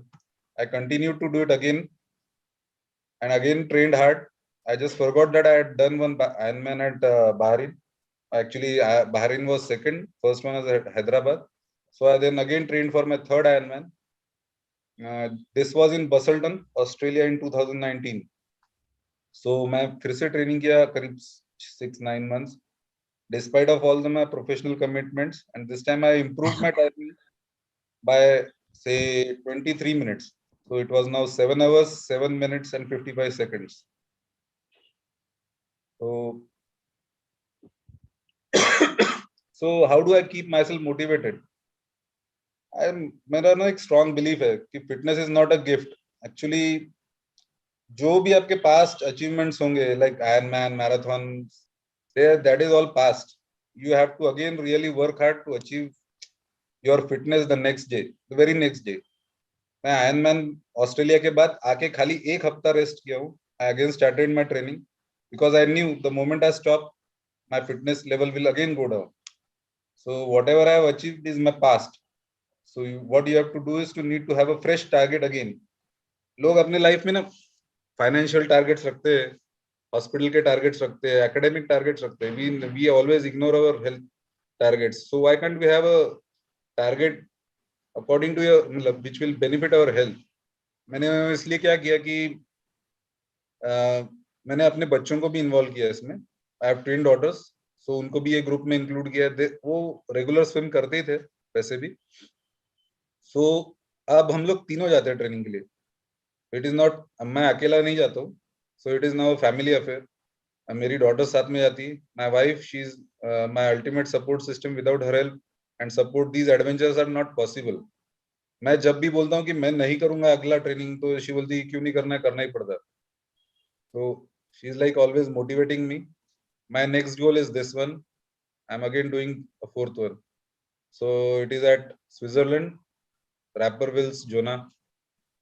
And the best part what I try to do is I take up those events or Ironman events where I can take my family also.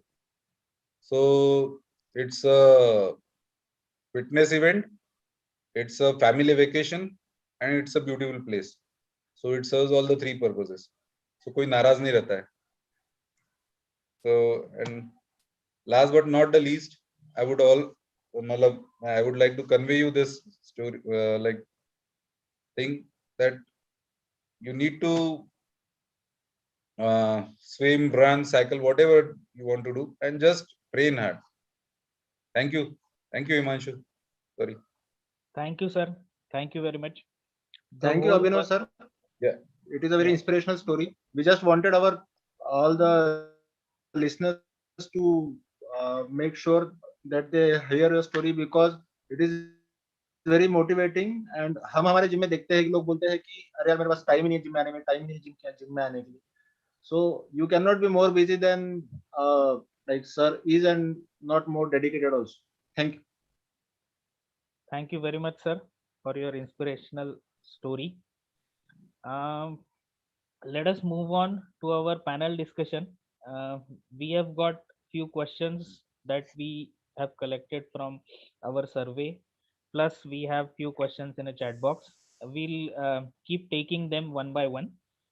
So I hope all the panelists and all the faculties are online with us. I'll take the first question. First question मैं हिंदी में बोलूँगा.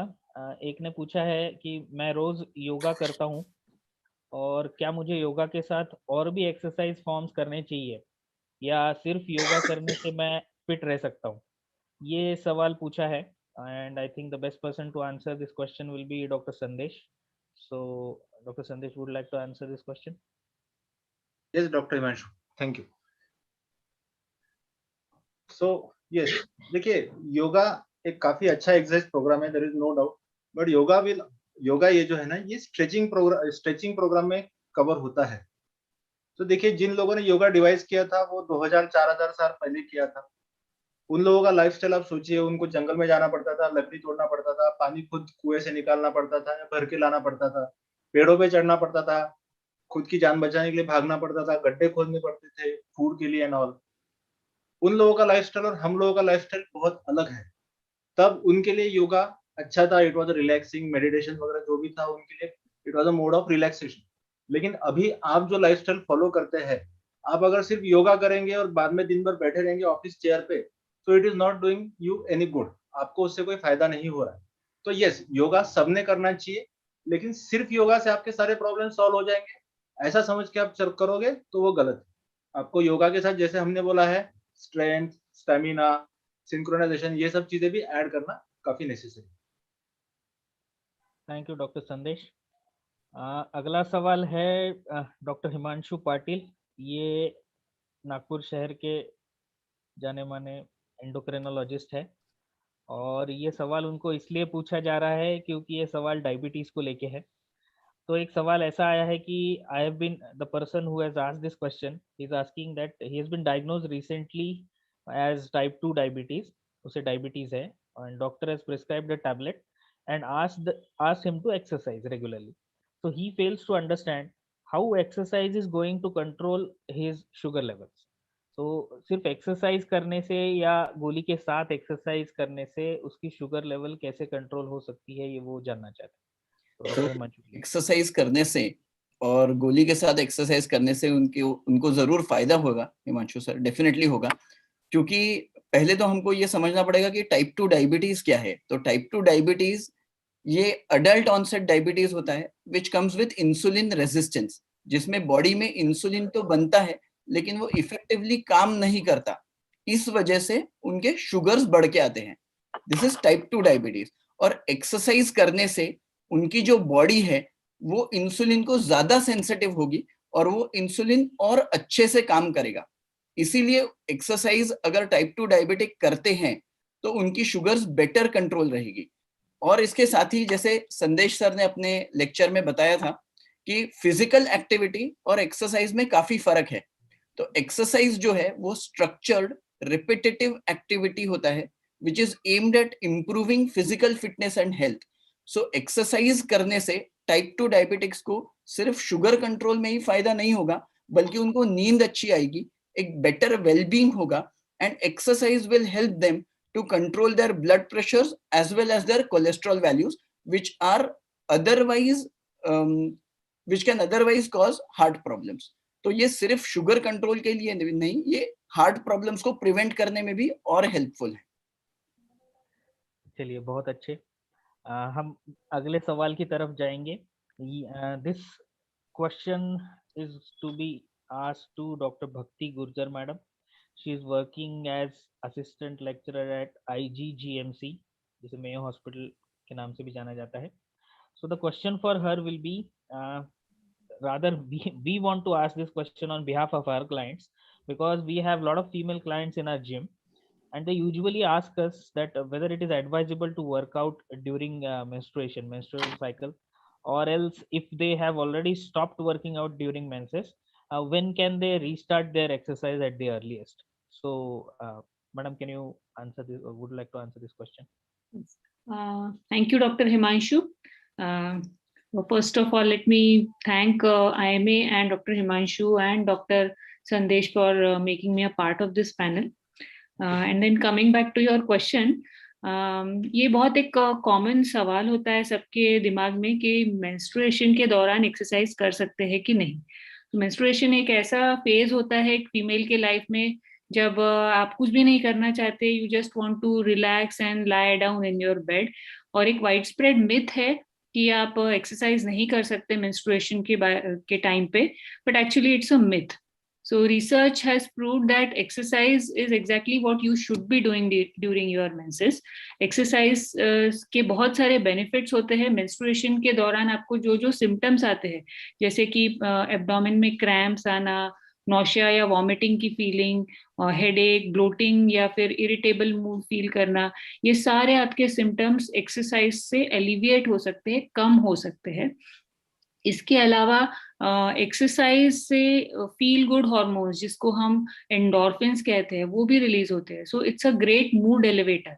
So the feeling of lowness that you feel during your menses, it can also go away by exercising. That is one thing. Which exercise you can do any exercise, anything that your body permits. You are just not supposed to do strenuous exercise or prolonged time workouts or inversion poses and all. So you just have to cut down on the intensity. आपको amount कम करना है, लेकिन आप regular exercise continue कर सकते हैं right from day one. ऐसा कुछ नहीं है कि आप थर्ड डे या फोर्थ डे से ही कर सकते हैं या पहले नहीं कर सकते. You can continue your exercises right through out your menses. Thank you, ma'am. Next, we will move on to our next panelist, who is Dr. Suyog Jaiswal, who is working as a psychiatrist, consultant psychiatrist at AIMS Nagpur. The question to you, sir, is yoga and meditation are supposed to be helpful in tackling depression. Is there any evidence for non-meditative exercises helping in treating depression and anxiety? तो बिना meditation के भी कोई exercises हम कर सकते हैं या लोगों को बता सकते हैं जिससे डिप्रेशन और एंजाइटी को टैकल किया जाए? Thank you. First of all, I would like to thank IMA Nagpur and Docs Fitness for inviting me to this panel. And congratulations, Ms. Gargi, Dr. Sandesh, Dr. Afzal, and Dr. Abhinav sir for such a wonderful talk. And I'm coming back to this question. If yoga and meditation is something which is known to be or supposed to be helpful in improving the mental health, is the gym also equally helpful? So my question is, do we not get ourselves self-engrossed, or is going to the gym or doing the physical exercise not a form of meditation as well? What meditation is a process of focusing yourself on one particular task. It can be listening to the music, it can be the yoga, it can be the simple meditation as we know, breathing exercises. Similarly, physical exercise is also a form of meditation. It's not a non-meditative exercise as we call it. So yes, it definitely helps in mental health for two factors. As Dr. Bhakti Gujar already pointed out, that exercises releases feel good hormone, right? That is endorphins. So this endorphin improves mental status for the period of time that you are exercising. After that, the effect of course wanes off. But for a patient with depression, this few, say let's say 20 minutes, 30 minutes exercise or a 1 hour exercise makes a lot of difference. But important thing more than that is how to keep oneself motivated, because the basic symptom of depression will be loss of interest in previously pleasurable activity, or loss of enthusiasm, or loss of will. So when you do not have will, how do you exercise? So that initial push is at times required, maybe from the family member, maybe from the trainer, or maybe from, as Dr. Abhinav sir has his own group of colleagues who exercise or who train together. So this kind of bonding is also another part where exercises and gym helps out. It not only gives you physical fitness, but it also improves your social connections. It also improves your emotional connectedness to other individuals. So yes, going to the gym is also helpful and decreases the risk for depression, and also in cases which have depression, it is supposed to be helpful for them. It may not be curative, it may not be a treatment model as such. However, it is something which definitely helps decrease the severity of, as it does help decrease the severity of depression or diabetes, right? Okay, thank you, Dr. Suyog. Coming back to Dr. Bhakti ma'am, another next question is exercise helpful in treating PCOS or PCOD? Either ways it can be called. And how does it help? So Yes, thank you for the question, Dr. Himanshu. So PCOD or PCOS, whatever you call it is a big burden these days in our OPDs. बहुत सारी teenager लड़कियां आती है who are diagnosed with polycystic ovaries. और PCO होने की वजह से not only they have higher risk for developing complications later in life like hypertension, diabetes, higher levels of cholesterol and sleep apnea, but they can also, when they become pregnant, they can have pregnancy related complications because of PCOD, like hypertension in pregnancy or gestational diabetes, and so on. So definitely it is a big problem and we need to do something about it. Although we know that the treatment is medical, PCOD में hormonal drugs और कुछ anti diabetes drugs दिए जाते हैं, इसके बावजूद the fact remains that the first line treatment for PCOD is lifestyle modification, which includes diet and exercise. Exercise PCOD treatment का पहला और बहुत important part है. Majority of the societies have guidelines which suggest that 30 minutes moderate intensity exercise at least 3 days a week. 30 minute का moderate intensity exercise करना है आपको कम से कम हफ्ते में 3 बार. इससे आपकी पीसीओडी के सिम्टम्स इंप्रूव होंगे, जैसे कि आपका रेगुलर ओव्यूलेशन स्टार्ट हो सकता है, जिससे आपके मेंस्ट्रुअल साइकिल्स रेगुलर आएंगे. आपका ब्लड लेवल्स ऑफ इंसुलिन भी इससे कम हो सकता है, क्योंकि बेसिकली इसमें प्रॉब्लम पीसीओडी में ये है कि आपकी ओवरीज एक्सेस मेल हार्मोन्स बना रही है और आपके हायर लेवल्स ऑफ इंसुलिन हो रहा है. So all these metabolic problems can be reduced to a lot of extent by regular exercise. I think the best example to quote in this context would be of actor Sara Ali Khan, who has reduced from 90 kg to her current self. I think she's a good motivation to know that if you decide on something, you can really achieve it. Thank you, Bhakti ma'am. Sir, can I add something, Himanshu sir? Yes, please go ahead. So basically PCOS, even though it's a hormonal problem, the mainstay of PCOS is weight reduction. Because as Bhakti madam has already said, that PCOS, if it is not lean, which is nowadays a different thing, which is difficult to treat, if the patient is obese and has overweight, then the mainstay and the methods of management of PCOS are directed to reducing weight rather than getting their cycles primarily getting regular. So if the cycles get regular, if the patient starts reducing weight, the cycles will automatically start getting regular. That is what we also aim at. Yeah, sure. You can stay with us, Dr. Himanshu, because the next question is for you only. So what is metabolic syndrome and what are its components and how to tackle it? Can you throw some light on it? Yeah. Thank you so much, sir. Very nice question. I really appreciate Himanshu sir and Sandesh sir. They've got really good set of questions for the panel. So metabolic syndrome is basically a biochemical and physiological cluster which is associated with cardiovascular diseases and type 2 diabetes. The disorders which are included in metabolic syndrome include obesity, hypertension, hypertriglyceridemia, and insulin resistance. The primary way to tackle metabolic syndrome is by lifestyle modification, which includes healthy diet, regular exercise, because if we do not do this properly, it can lead to cardiovascular comorbidities and development of type 2 diabetes. Thank you for your answer, Dr. Himanshu. अभी मैं Gargi madam के पास आना चाहूंगा. एक बहुत ही मेरे हिसाब से ये सवाल बहुत से लोगों के जहन में आता है कि कौन सा तेल इस्तेमाल करना चाहिए खाने में, कितना तेल इस्तेमाल करना चाहिए, क्या ज्यादा तेल वाला खाना खाने से वजन या कोलेस्ट्रॉल बढ़ता है? गार्गी मैडम, ये बहुत ही कॉमनली आस्क्ड क्वेश्चन होगा ऐसा मुझे लगता है. Would you like to answer this? Thank you sir for this question. Actually ये बहुत कॉमनली आस्क्ड क्वेश्चन हमारे लिए भी है.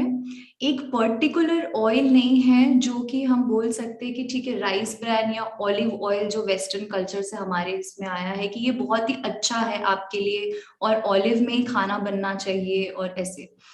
हर ऑयल में एक अलग प्रकार का फैटी एसिड होता है जो कि आपकी बॉडी के लिए नेसेसरी है. Fat is equally important for your body. You cannot go low on fat or no on fat.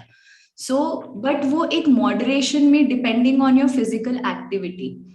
Guidelines के हिसाब से 800 ml to 1 liter of oil consumption should be there, but वो मैं फैट कंजम्पशन जो count कर रही हूँ उसमें मैं आपका घी, बटर, चीज सब कुछ काउंट कर रही हूँ। मुझे 1 लीटर तेल लगता है, 200 ग्राम का बटर आता है, और चीज हम कभी कभी खा ही लेते हैं, ये बहुत सारा फैट हो गया। प्लस हम ये इनसेंसिबली काउंट भी नहीं करते हैं कि हम कितनी बार हफ्ते में बाहर का कुछ फ्राइड आइटम खा रहे हैं, फरसान खा रहे हैं, चिप्स खा रहे हैं, बिकॉज इनमें भी बहुत सारा फैट है। सो अकाउंटेबिलिटी अगर ले तो according to your physical activity with age आपका ऑयल कंजम्पशन कम करना चाहिए, बिकॉज आपका मेटाबॉलिज्म इतना एक्टिव नहीं है, प्रॉबेबली आपका फिजिकल एक्टिविटी लेवल भी उतना नहीं है, तो उसके accordingly we have to adjust. But if I have to give you in mls, आई थिंक 800 ml to 1 लीटर तक दे सकते हैं। आज अगर आप राइस ब्रांड लाए हैं तो अगले महीने आप सनफ्लावर, उसके अगले महीने आप ग्राउंडनट ऑयल। मैं ब्रांड्स चेंज करने को नहीं बोल रही हूँ, मैं क्वालिटी ऑफ ऑयल चेंज करने को बोल रही हूँ। जो एक सरसों का तेल कर सकता है उसके लिए बहुत एक्सपेंसिव ऑलिव ऑयल खरीदने की जरूरत नहीं है। So it is all waste. हम अपना जो इंडियन डाइट है, जो ऑयल्स हम कंज्यूम करते हैं, and basically processed refined oil से बेटर रहेगा अगर आप कच्ची घनी का तेल इस्तेमाल करते हैं, बिकॉज उसमें बाकी हार्मफुल केमिकल्स ऐड नहीं रहते हैं। So it will be more healthier option. Okay, thank you Gargi for your answer. Coming back to Sandesh again, there is one fellow who wants to ask us this question. He was gymming till last year and he had to stop working out because he started getting back pain. So he wants to ask, can he restart working out and how to go about that? Thank you, Dr. Himanshu. So yeah, we see a lot of people, हमारे gym में काफी सारे लोग आते हैं जिनको injuries रहती है, और उनका हमेशा यही कंसर्न रहता है कि हम अगर वापस जिम चालू करते हैं तो हमको हमारी इंजुरी फ्लेयर अप हो जाएगी या बढ़ जाएगी। बट द थिंग इज, मैं उनको हमेशा यही समझाता हूँ कि it is not about hitting a different level goal. जैसा मैं कर रहा हूँ या आपके पड़ोस वाला कर रहा है, आपको वैसा नहीं करना है। आपकी बॉडी में जितना फंक्शन बचा हुआ है उतना आपको बचा के रखना इज मोर इम्पोर्टेंट। अगर आप बिल्कुल भी एक्सरसाइज नहीं करते हो तो आपके जो फायदा तो कुछ होने ही नहीं वाला, आपको हमेशा यहाँ से आके नुकसान ही नुकसान होने वाला है हर लेवल पे। लेकिन आपकी जितने भी, देखो कोई भी पूरे से पूरे बेड रिडन नहीं होता है। जितना भी आप चल फिर सकते हो, घूम फिर सकते हो, जितना भी आप एक्सरसाइज कर सकते हो, उतना आपने कंटिन्यू करते रहना चाहिए। There are very good low impact exercises, अगर आप वो करते हो तो आपकी बैक की तकलीफ भी नहीं बढ़ेगी। प्लस हम आपको या जो भी आपके ट्रेनर्स रहेंगे वो आपको अच्छे से isometric exercises for back strengthening दे सकते हैं ताकि आपकी बैक की इंजरी ना बढ़े। सो यस, अगर आपको कोई भी तरह की इंजरी हो, so we have a recovery program also. लोग हमारे पास फिजियोथेरेपिस्ट के पास से फिर स्ट्रेंथ बिल्डिंग के लिए आते हैं, they are not completely well, फिर हम उनको भी बताते हैं क्या करना चाहिए क्या नहीं करना चाहिए।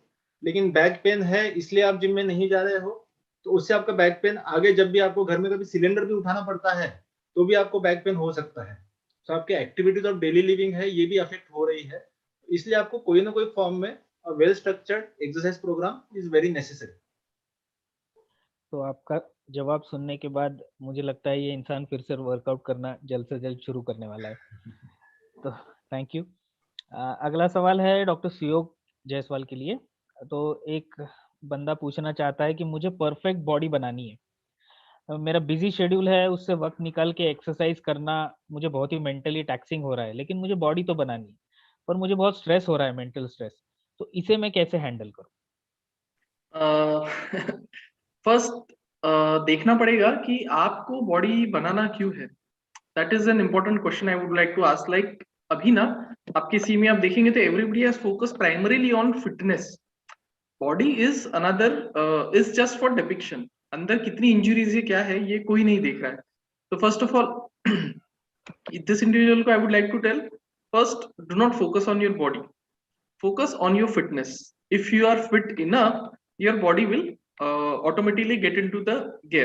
अब आपका कहना है कि फिटनेस के लिए शेड्यूल में जगह नहीं है, तो आप सोने के लिए टाइम निकाल लेते हैं, आप खाना खाने के लिए भी टाइम निकाल लेते हैं, मॉर्निंग में आप टॉयलेट बाथरूम जाने के लिए भी टाइम निकाल लेते हैं, सांस लेने के लिए भी टाइम निकाल ही लेते हैं। तो फिटनेस भी बॉडी के लिए उतना ही जरूरी है, तो उसके लिए भी थोड़ा बहुत टाइम निकालना ही पड़ेगा। बट इफ यू थिंक आप जरूरत से ज्यादा बिजी हो गए हैं, तो कहीं ना कहीं आपको ये सोचना पड़ेगा कि am I working too hard, और आप इतना हार्ड वर्क करके कहाँ जाने वाले हो। But if anybody works for two reasons, correct. पहला, इंसान काम करता है एक तो पैसा कमाने के लिए, दूसरा passion. There are lot of people who work for their passion. This is something that I really like and really enjoy, so I keep on doing it. So let's take that second part. First वाले जो पैसे वाले हैं उनका तो हम लोग easily समझ सकते हैं कि boss you probably don't need that much money. If you are fit enough, you can only enjoy the money, otherwise the money is not very useful to you. Now coming to the second part, I am passionate about something, I am passionate about my work, therefore I am workaholic. So let's say I am passionate about samosa. I like samosa like anything. ठीक है, मैं सुबह शाम दोपहर तीनों time samosa खा सकता हूँ। इसका क्या ये मतलब है कि मैंने समोसा ही खाते रहना चाहिए, right? So if we like something doesn't mean that we keep on doing it. We have to draw a line somewhere. हमको ये समझना पड़ेगा कि ये चीज इतनी ही जरूरी है। तो if you are not able to get time out of your work for your exercise, probably you are doing a wrong thing. तो आपको थोड़ा वर्क लाइफ बैलेंस पे फोकस करना पड़ेगा। When I say work life balance, there are three aspects primarily that we talk about. One is of course work, another is family life and personal life, and next is the physical health of an individual. Physical health is as equally important as your professional time, as well as your personal and family, as well as recreational time. तो ये time तो बस निकालना पड़ेगा, क्योंकि अगर आप नहीं निकालेंगे तो ये जो आपका फिलहाल चल रहा है passionate about work and workaholic business, ये ज्यादा दिन तक नहीं चल पाएगा, बिकॉज चांद है तो जहान है, right? So this is something that you need to focus, and more importantly, I really like the way Dr. Abhinav has dealt with it. He's an orthopedic surgeon. I believe he is among the most busy people that we are here right now. Correct. So if he can take the time, I think you can also take the time. If You just need to look at your schedule and find the time. Thank you. If you can, you can. Definitely, yes. So it's actually, we'll move on to our next question. It's a dual question to Dr. Bhakti ma'am. So can a pregnant lady exercise, and what are the benefits of exercise in middle-aged perimenopausal age group women, say 45 to 50-year-old, in the quality of maintaining quality of their bone health? So it's a dual question for you, ma'am. Okay. So let us first discuss about exercise in pregnancy. तो exercise in pregnancy ये बहुत controversial issue रहा है बहुत सालों तक, लेकिन अभी रिसेंटली या let's say in the last 10 or 15 years research has proven that exercise in pregnancy is healthy, लेकिन कुछ प्रिकॉशंस लेना जरूरी होता है प्रेगनेंसी में while exercising. So let's see what are those precautions. First and foremost is जब भी कोई प्रेग्नेंट लेडी एक्सरसाइज कर रही है, she has to ensure that she is adequately hydrated and the room that she is working in is well ventilated. क्योंकि अगर ventilation नहीं है, हाइपोक्सिया हो रहा है या हाइड्रेशन मेंटेन नहीं है, तो it is going to have its implications on the baby. So that is the first thing. Secondly, the pregnant lady has to avoid strenuous exercises, क्योंकि अगर heavy exercises आप कर रहे हैं तो there is a shift of blood supply from the abdominal organs to the muscles, to the musculoskeletal system, जिसकी वजह से बेबी को blood supply कम हो सकता है. So strenuous exercises are to be avoided. And lastly, pregnancy एक ऐसी state है जिसमें लेडी का बैलेंस थोड़ा कम हो जाता है, because there is a shift in the gravity, center of gravity change, क्योंकि स्पाइन में चेंजेस हो रहे हैं, लंबार लॉर्डोसिस हो रहा है, uterus and the baby is growing, so there is a tendency to fall. So one has to avoid exercises which make you prone for a fall. So these are the precautions that one should take while having exercises in pregnancy. Having said all this, it is also important to remember the fact that there are certain medical conditions which contraindicate exercises in pregnancy, like pregnancy induced hypertension या placenta previa, जिसमें baby का placenta नीचे है और baby ऊपर है, exercise से heavy bleeding होने का रिस्क हो सकता है. लाइक इनकॉम्पिटेंट सर्विक्स, जिसमें सर्विक्स का यूट्रस का जो माउथ है उसका वॉल्व वीक है, so there will be a chance or risk of abortion or preterm labor. या अगर मदर कोई कार्डियक कंडीशन से सफर कर रही है तो ऐसे कंडीशंस में pregnancy is contraindication for doing exercise. So these are the things that need to be remembered. And then coming to the second age group, that is menopausal ladies. तो menopause एक बहुत डिफिकल्ट पीरियड होता है किसी भी women के life में. So this is the time when the level of oestrogen, the female hormones, is going down. Ovaries oestrogen बनाना कम कर देती है, तो इसकी वजह से बोन्स में कैल्शियम का डिपोजिशन कम होता है, आपके बोन्स वीक हो रहे हैं और आपके bones become more prone for fractures, and you may suffer from a condition called osteoporosis. So इस कंडीशन के लिए अगर आप रेगुलरली एक्सरसाइज करते हैं along with calcium supplementation and vitamin D3 of course, तो आपका osteoporosis prevent हो सकता है या at least delay हो सकता है. That is one health benefit that you can derive from exercise in your menopausal age group. Secondly, आपके cardiovascular diseases के risk कम हो जाते हैं, क्योंकि जैसे estrogen का level कम होता है एक फीमेल को cardiac diseases होने की probability उतनी हो जाती है जितनी कि एक मेल को होती है. एस्ट्रोजन का प्रोटेक्टिव इफेक्ट लूज हो जाता है. So blood pressure, stroke, heart attack, ये सब होने का एक्सरसाइज धोखा आपका बढ़ जाएगा, जो कि आप एक्सरसाइज से कम कर सकते हैं. Then weight gain. मेनोपॉज के एज में there is a tendency for weight gain, क्योंकि आपकी ओवरीज एस्ट्रोजन नहीं बना रही है, so the body tends to compensate it by producing more estrogen from the fat, so there's a tendency for fat deposition. So through negative calorie balance you can avoid this fat deposition by doing regular exercise. And last but not the least, जैसा कि doctor सुयोग ने भी बताया है कि exercise is a very good mood elevator, and menopause में जो feeling of loss of self esteem और जो लगता है कि बस अब तो बुढ़ापा आ गया, अब कुछ नहीं हो सकता, now I am of no use, all these negative feelings you can you can kick out those negative emotions through regular exercise. Thank you, ma'am. Sir, can I add something, sir? Yes, please. Sir, so basically post-menopausal osteoporosis जब होता है, तो we should also understand that every individual's requirement for exercises are different, and what I would recommend is every individual should do it under supervision, because the risk of fracture is different for different individual. So the supervision for exercise is very very important. तो जैसे हम gym में जाते हैं और 2 kilometre running कर लिया या एकदम वेट ट्रेनिंग कर लिया, this is very wrong for post-menopausal women because they are already at increased risk of developing fracture. So supervision there is very important. ये मुझे थोड़ा सा emphasize करना था इसमें. I completely agree with this, because here we are trying to prevent fractures. So you should not have fracture because of faulty exercise.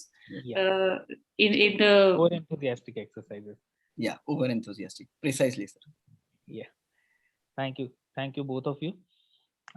Coming from age of 45 to pediatric age group, and this question goes to Dr. Himanshu. Thank you, sir. One lady wants to ask that her child has put on a lot of weight since COVID pandemic. I mean, most of us have put on weight since COVID pandemic because of lack of physical activity. So he is just 7-year-old and already he weighs 35 kgs. So what should I do to improve his health? Obviously, this question pertains to childhood obesity. So what would you like to tell our audience? We are dealing here with the weight gain as a result of lifestyle problem, because after COVID, we have been seeing childhood obesity left, right, and center in our OPDs. And it's not only with the childhood age group, it's with the entire spectrum, all ages we are seeing obesity. तो ये basically sir ये एक lifestyle problem है. इसमें अपने को lifestyle पे ज्यादा स्ट्रेस करना है, क्योंकि ये 7 ही साल का बच्चा है और जो पिछले 2 सालों में हुआ है वो उसके हाथ में कुछ भी नहीं था. अब स्कूल्स ऑनलाइन हो गए हैं, there is no interaction with anybody else. People had stopped going to parks during the waves. So basically we have to more emphasize on the natural way of reducing weight, which is diet and exercise.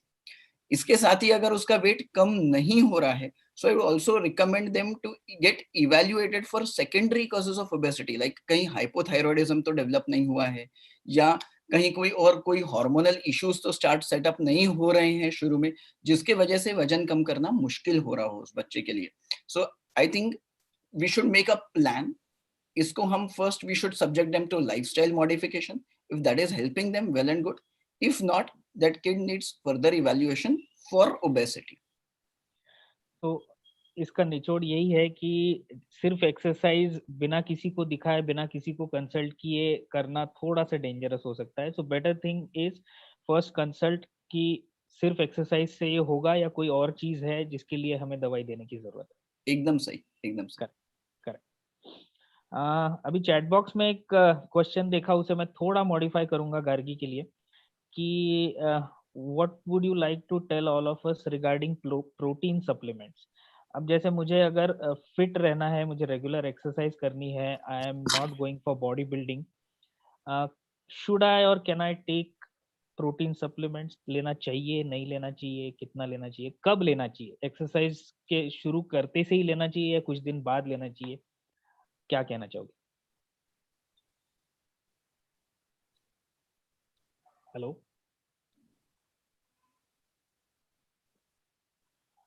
Hello Gargi, hello. I think Gargi has left. Himanshu. Okay. Sandesh, would you like to answer this question? Yes, sure. Okay. So yes, there is a role of protein supplements, no doubt. So what happens? I would divide people into two groups: those who are on weight loss journey and those who are on a weight gain journey. Okay. So for weight loss journey, people usually have cut down on their diet. They are consuming some less quantities of food. So in that case, yes, protein supplements will definitely help you for maintaining your muscle mass and not letting go of it, and that will help you in losing weight. When you are trying to do weight gain, then yes, high carb diets help, but then protein will also have a role. So whether you are a beginner, you are a pro, proteins have their role. You have to calculate your total protein intake. If your total protein intake, if your diet is less on proteins, then you have to supplement it with protein supplements. There is no other option. I have seen some questions, people asking what exactly time you should take proteins: before exercise, during exercise, after exercise. So you have to judge it for yourself. The overall dictum is, from starting exercise to 1 hour after finishing your workout, you have to take a protein supplement if you are taking one. Sir, I'd like to add something here. So basically क्या है sir, देखिए जैसे संदेश sir ने दो group में divide किया था, वेट लॉस और वेट गेन, ठीक उसी तरह और एक ब्रॉडर क्लासिफिकेशन है वेजिटेरियन और नॉन वेजिटेरियन का. तो अगर आप वेजिटेरियन है तो आपको कहीं से ही प्रोटीन मिलना बहुत मुश्किल है.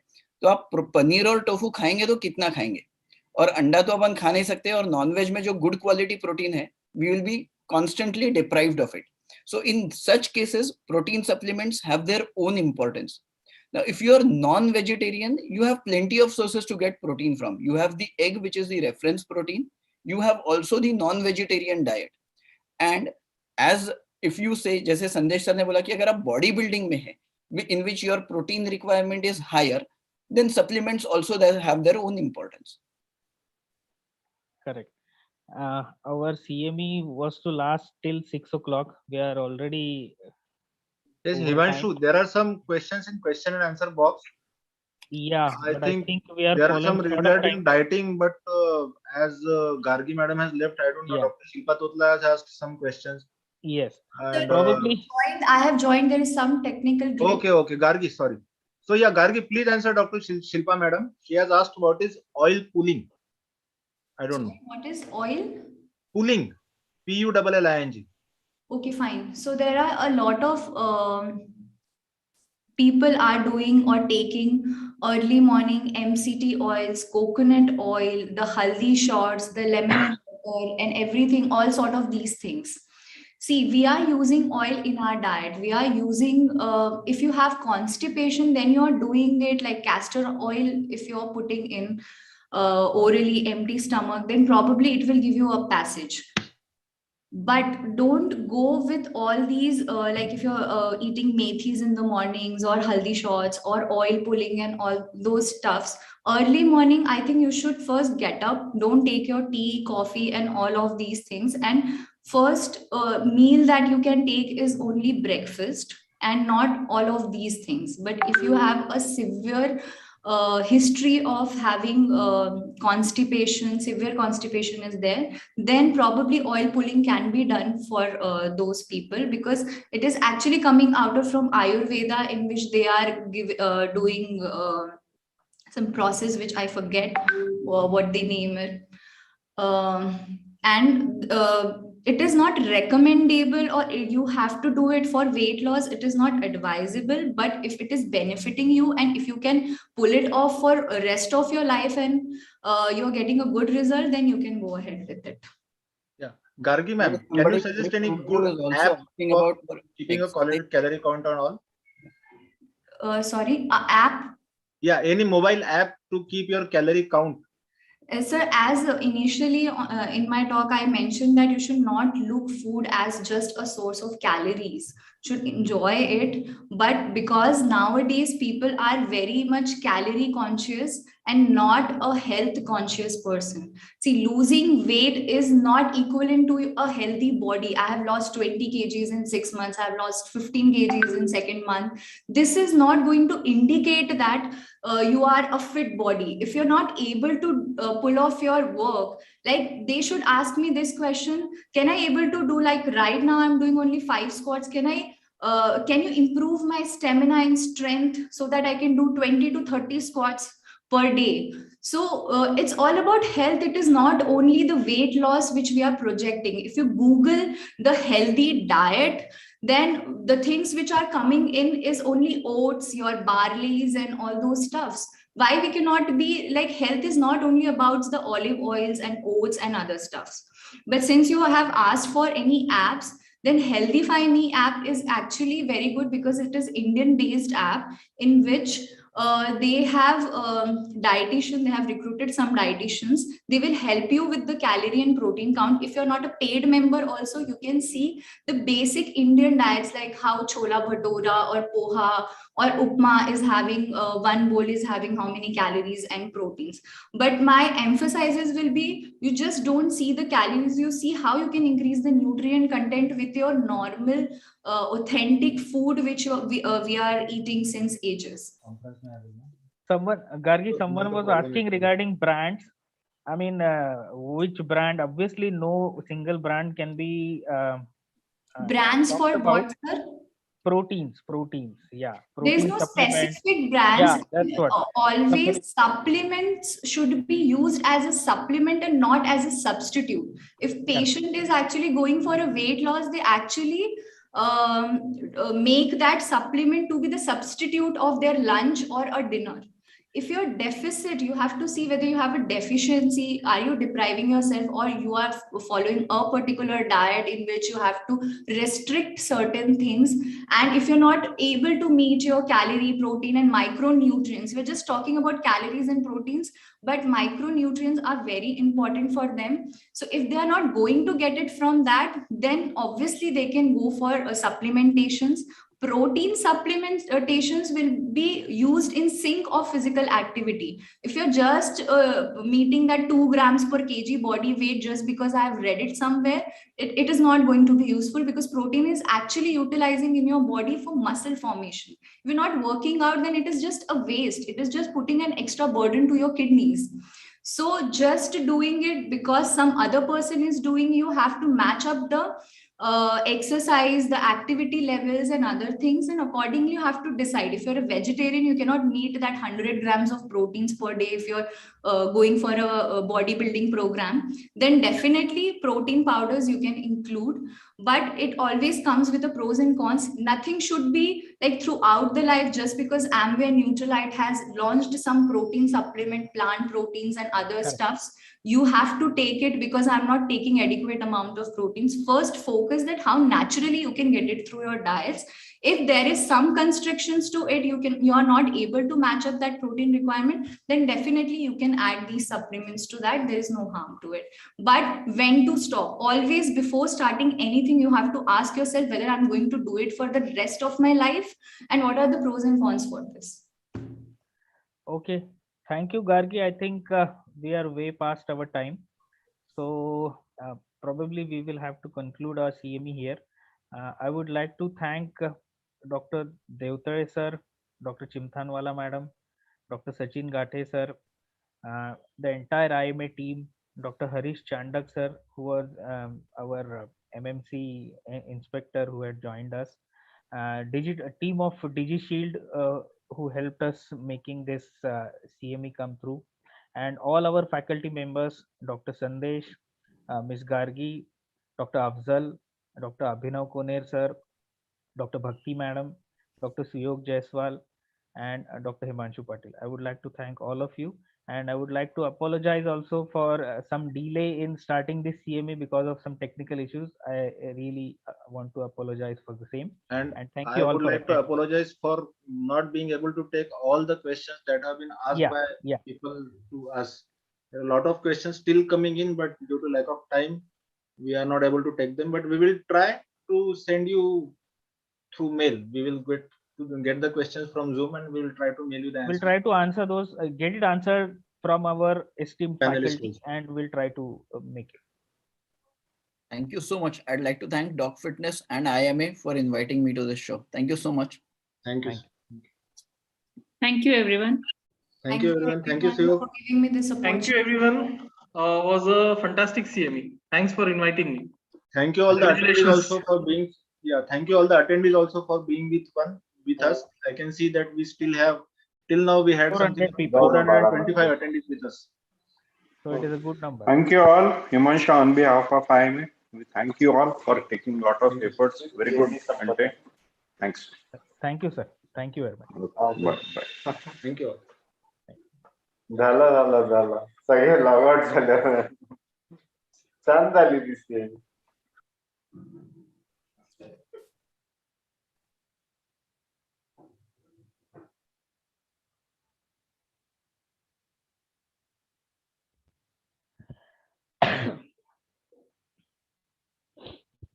People are still with us. 342. Dr. Himanshu, don't be naughty. No, 340 people are still with us. Yes. People are leaving.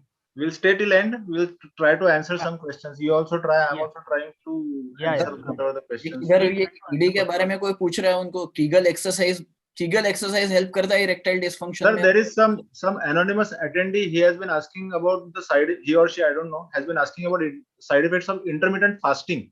Yeah. So intermittent fasting, it can give you free radical injuries. Ideally, we don't recommend prolonged fasting because it's not the ideal state. You cannot just starve and reduce weight. That was an old concept, and it is a very last season concept. It's now the world is moving towards eat healthy and lose weight. So I do not recommend intermittent fasting. Neither do I recommend frequent eating. Neither do I recommend the 12-hour gap between eating. All these things are very debatable, and each one have their own sort of recommendations and suggestions and combinations. Sir, I also want to support this, whatever sir said. Like, people are following the Dikshit diets and intermittent fasting. Like, all the time you're going to only think about food. Like, that is the only part. You have other works. Now you have to always think that, okay, fine, I am fasting for 12 hours. Now, once I'll start eating, what I will eat there. So it is always food in their mind. They don't get that mental peace. And fasting is anyways, it is not recommendable and it is not scientific. It gives a good result to someone, but always think that, are you going to be like this for rest of your life? Are you going to transfer this to your children's? Because nutrition is a legacy. Food is a legacy and inheritance. And if you get, and you're always stressed also, what to eat, what should be the next. I am on a diet and I should not go here and there. Then you get involved into you get into depression sometimes, because if for some people food is very important, so they are always like, what should we eat for the breakfast, lunch, or dinner? So all these planning is all around foods. Yeah, sorry to interrupt. See, over the years, what has stood the test of time is low carbohydrate diet, which you will find everywhere in all the literature, is reducing the amount of carbohydrates will make you lose weight. I think you increase proteins, that is a good thing, because anyway, we are deficient in proteins. We don't have that much amount of proteins to take in. So definitely increasing protein still works. But what is the key to weight loss is reducing the amount of carbohydrates and fats. Increasing fiber and proteins is certainly going to help. Yeah. Dr. Himanshu, were trying to talk about Kegel exercise. Yes, you sir. were telling something. Yeah. So basically, there was some question that was popped up about the exercises for erectile dysfunction. And as an endocrinologist, I have to answer that because it is quite important. It is very important because erectile dysfunction and premature ejaculations are seen very common with diabetic individuals and other endocrine problems. So Kegel exercise does work. I mean, you have to it's basically you contract your pelvic muscles for 5 seconds and then release them, and then you keep on doing it in cycles of 5 to 10 seconds. 5 to 10 repetitions. That is what makes your pelvic floor stronger, and it improves your erectile power as well as the capacity to hold. That is premature ejaculation. That really works. For details, one can Google them and just learn from the videos how it is exactly carried out. Thanks, Himanshu. Thank you for taking out your valuable time. I can see you are sitting in your OPD. Maybe Yes. your patients must be waiting for you. But thanks for joining us. Thank you, sir. Thank you so much for inviting. I also thank IMA. Sachin sir is there and Devtare sir is also there. I thank Himanshu sir and Sandesh sir for inviting me here and having me here for this panel discussion. Thank you so much, sir. कैसे Sandesh sir? Thank you. Thank you, Himanshu sir. बहुत अच्छा था sir. Sachin sir, कैसे हो आप? बढ़िया. बढ़िया. Thanks for being patient with us and giving your valuable time. The pleasure is all mine. Yes. Sir, बहुत अच्छा talk था. बहुत अच्छा हुआ sir. Very nice CME. Very nice and very. I think Sachin sir, we can call it a successful attempt very this time. Successful, in fact, very successful, sir. थोड़ा वो अफजल का video try कर रहा था मैं, इसलिए थोड़ा पहला 5 मिनट गया, but somehow I could not run it from my system. So It's okay. Yeah. Sir, Sunday को चालू रहता है कि I'll come to Dog Fitness sometime. It will be a pleasure visit, sir. Yes, sure, Sunday we are morning open. 7 to 11 it is open. Certainly. We are open 7 to 11. You stop recording. Thanks, Piyush. You're welcome, sir. Thank you very much. Actually, ये ना करना बहुत जरूरी है. Actually, कैसा है, sir?